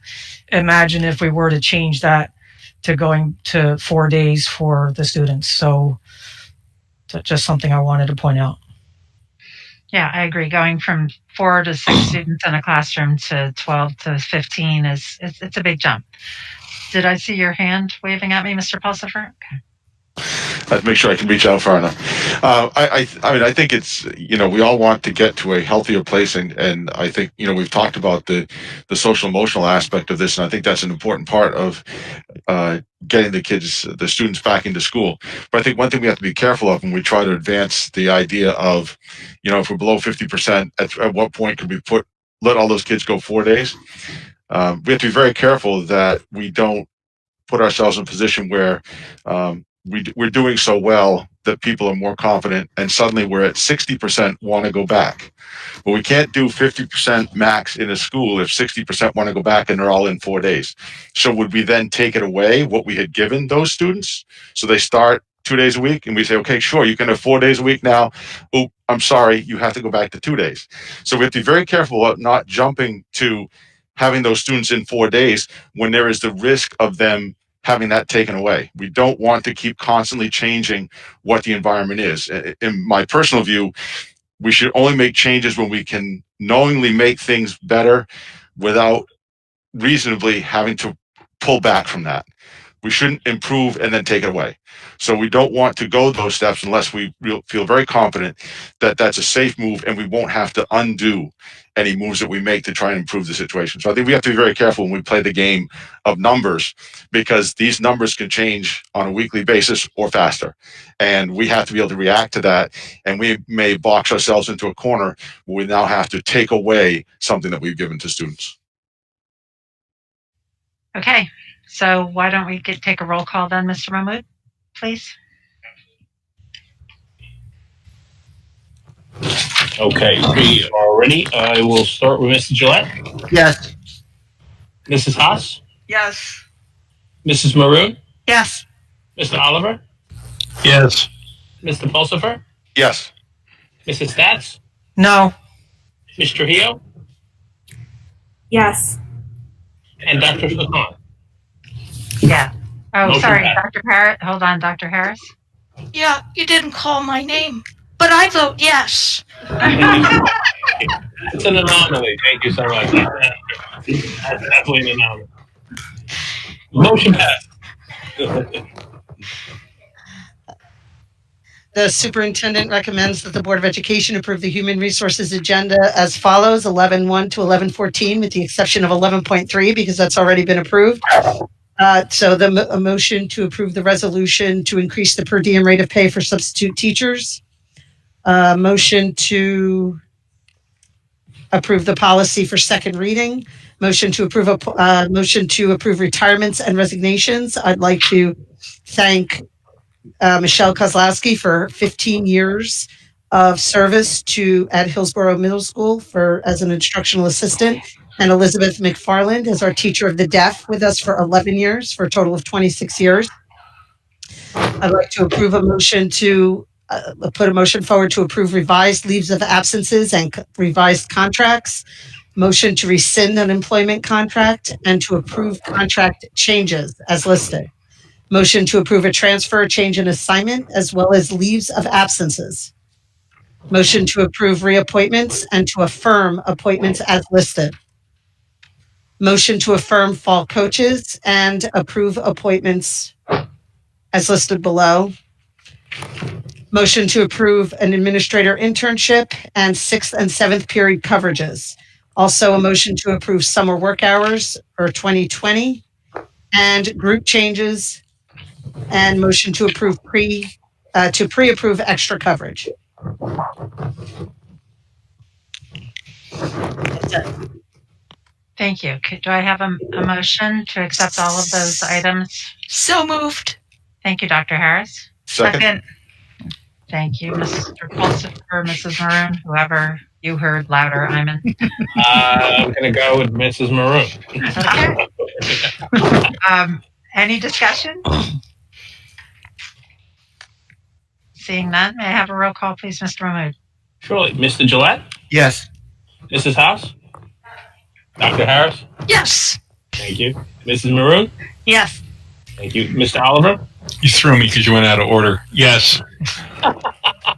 I'm really doing a number on the board. Mr. Pulsifer? Yes. Mrs. Stats? Yes. Mr. Trujillo? Yes. And Dr. Sahan? Yes. Motion passes. Thank you. Thank you. Operations agenda, please.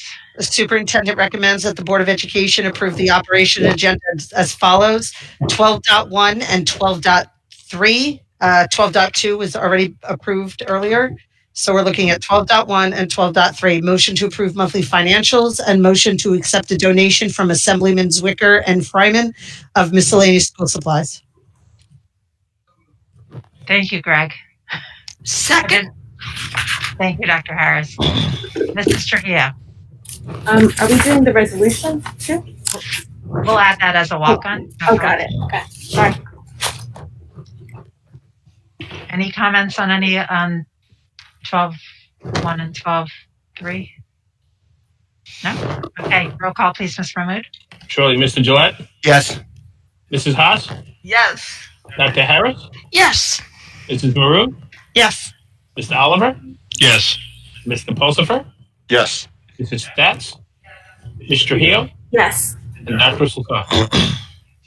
Motion passes.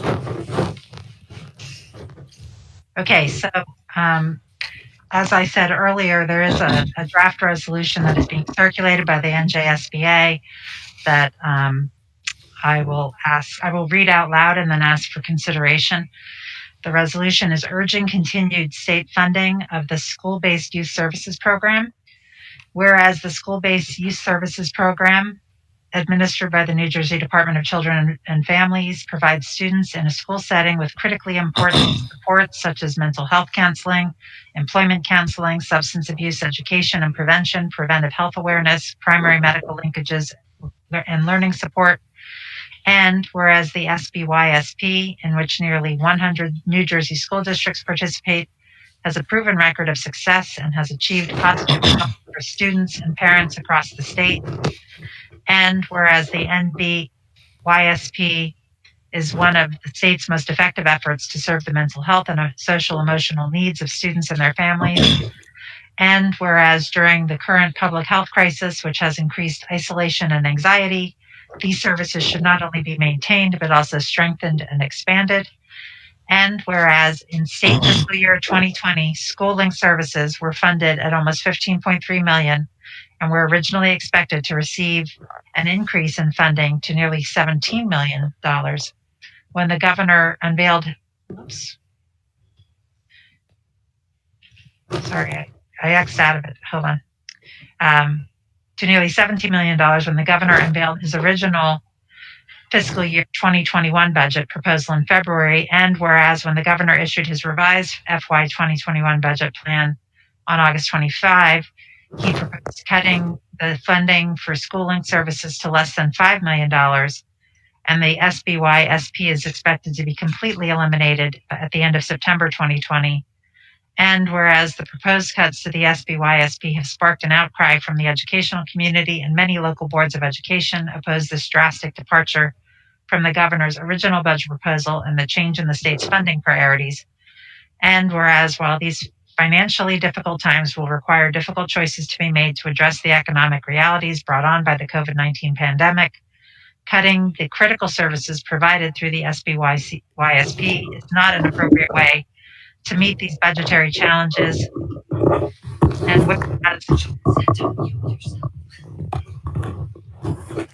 the New Jersey School Boards Association has conducted extensive research into programming that promotes the health and wellness of students and believes that the SBYSP plays a critical role in supporting the mental health and emotional well-being of students.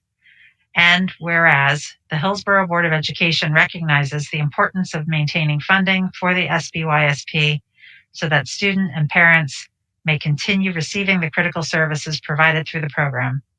Now, therefore, it be it resolved that the Hillsborough Board of Education urges the state legislature and the governor to reverse the cuts to the school-based youth services program contained in the governor's proposed budget for FY 2021 and to maintain and increase funding for the program beyond the next fiscal year.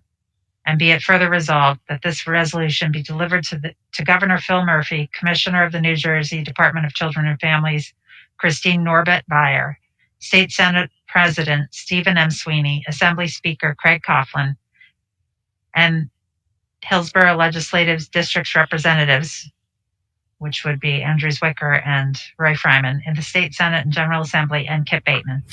And be it further resolved that copies of this resolution be sent to the New Jersey School Boards Association. So I'll take a motion to approve that resolution, a second, and then we can have discussion. So moved. Thank you, Mrs. Trujillo. Second. I think Mr. Pulsifer won there. Okay. So, discussion? No discussion. I think everybody, okay. I was just going to say a few words that, if I may. Sure, please.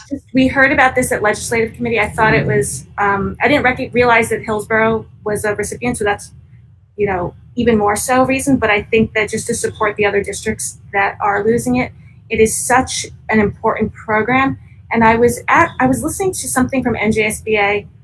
I forget who, it was somebody from the education department maybe, or somebody from the governor's office, and they were talking about what the reasons why they didn't actually remove budget cuts from the DCF, Department of Children and Families, the one that I keep talking about, Perform Care, that department did not lose money. So it was really surprising that this program that was school-based lost money. And so anyway, so when this came up, I thought it was really important for us to just kind of, vote on this resolution. I think it's just to show our support. Thank you. I just want to say I'm glad I support it regardless of whether or not we participate in it, but I was happy to see that we do, and I guess thank the administration for taking advantage of these resources and whatever opportunities we have. I think a lot of our administration goes out of their way to find any resources and funding possible for the sake of our students, so I appreciate that.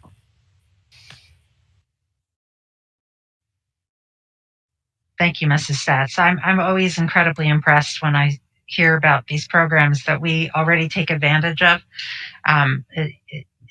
I feel very much the same way as you, that our administration has been incredibly proactive at ensuring that our students have whatever resources can be made available to them.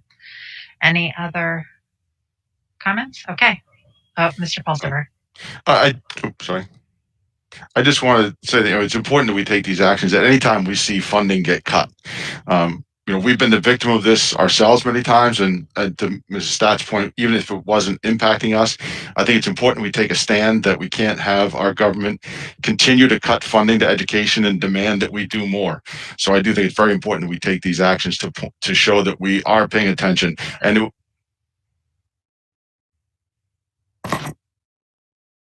I thought it was good. Okay.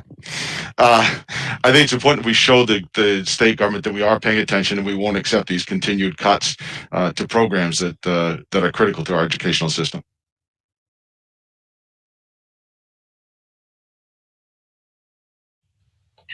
Okay. Roll call, please, Mr. Mahmood.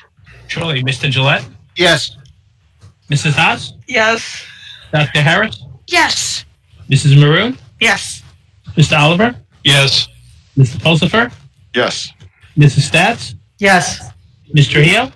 Yes. And Dr. Swasan? Yes. Motion passes. Okay.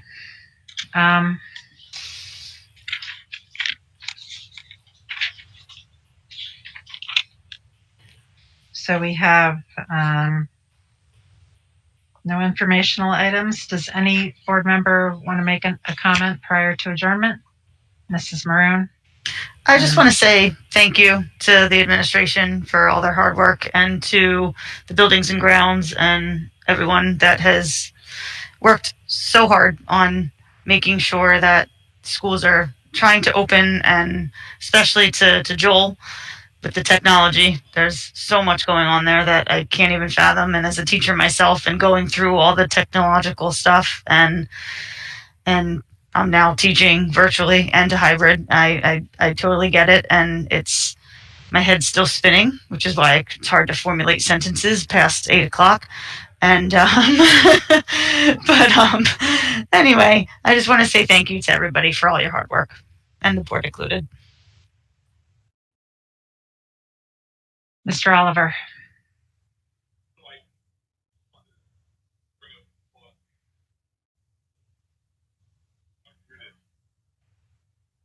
John, you're muted. I gotta get that. Dr. Harris was very passionate in her, and I applaud her again for her comments. You know, it's a difficult situation, and we are not unsympathetic to the teachers. My son's a first responder down in Maryland. He had to go to work every day during the crisis. He didn't think about the repercussions of catching COVID and bringing it home to his wife, who's expecting their first child. My sister's a nurse. She went to work every day.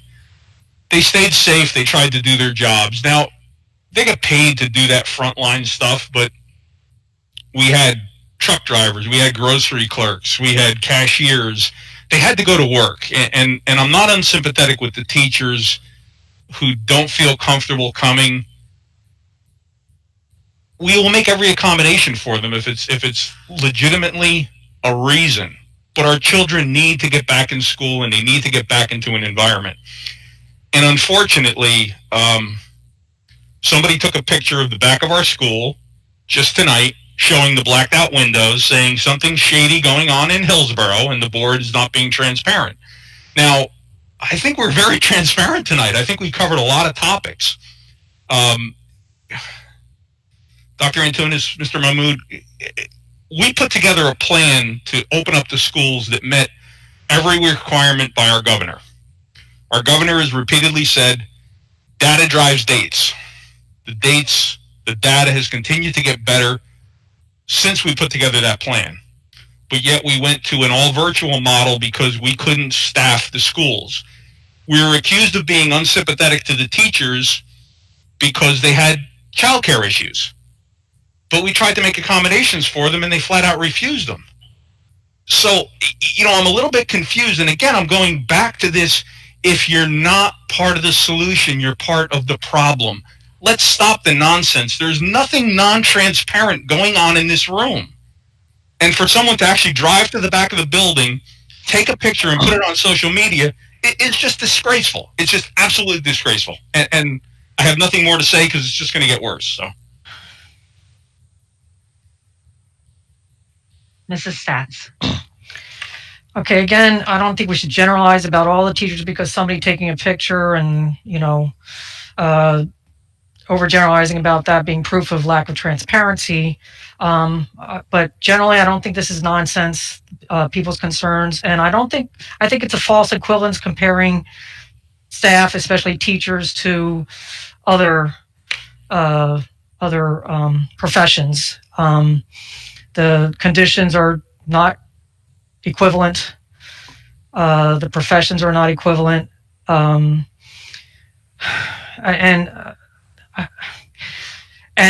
They do have a solution. The solution is all virtual. So that we don't agree with that, but that is the solution.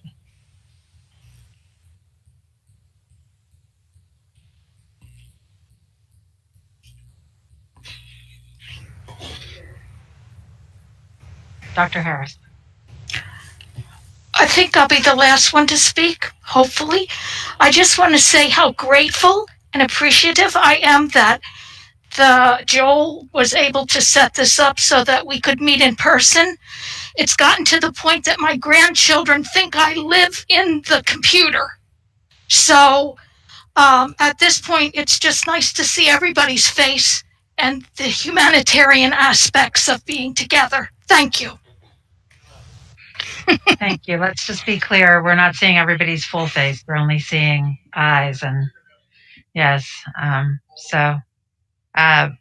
thank you all for your comments.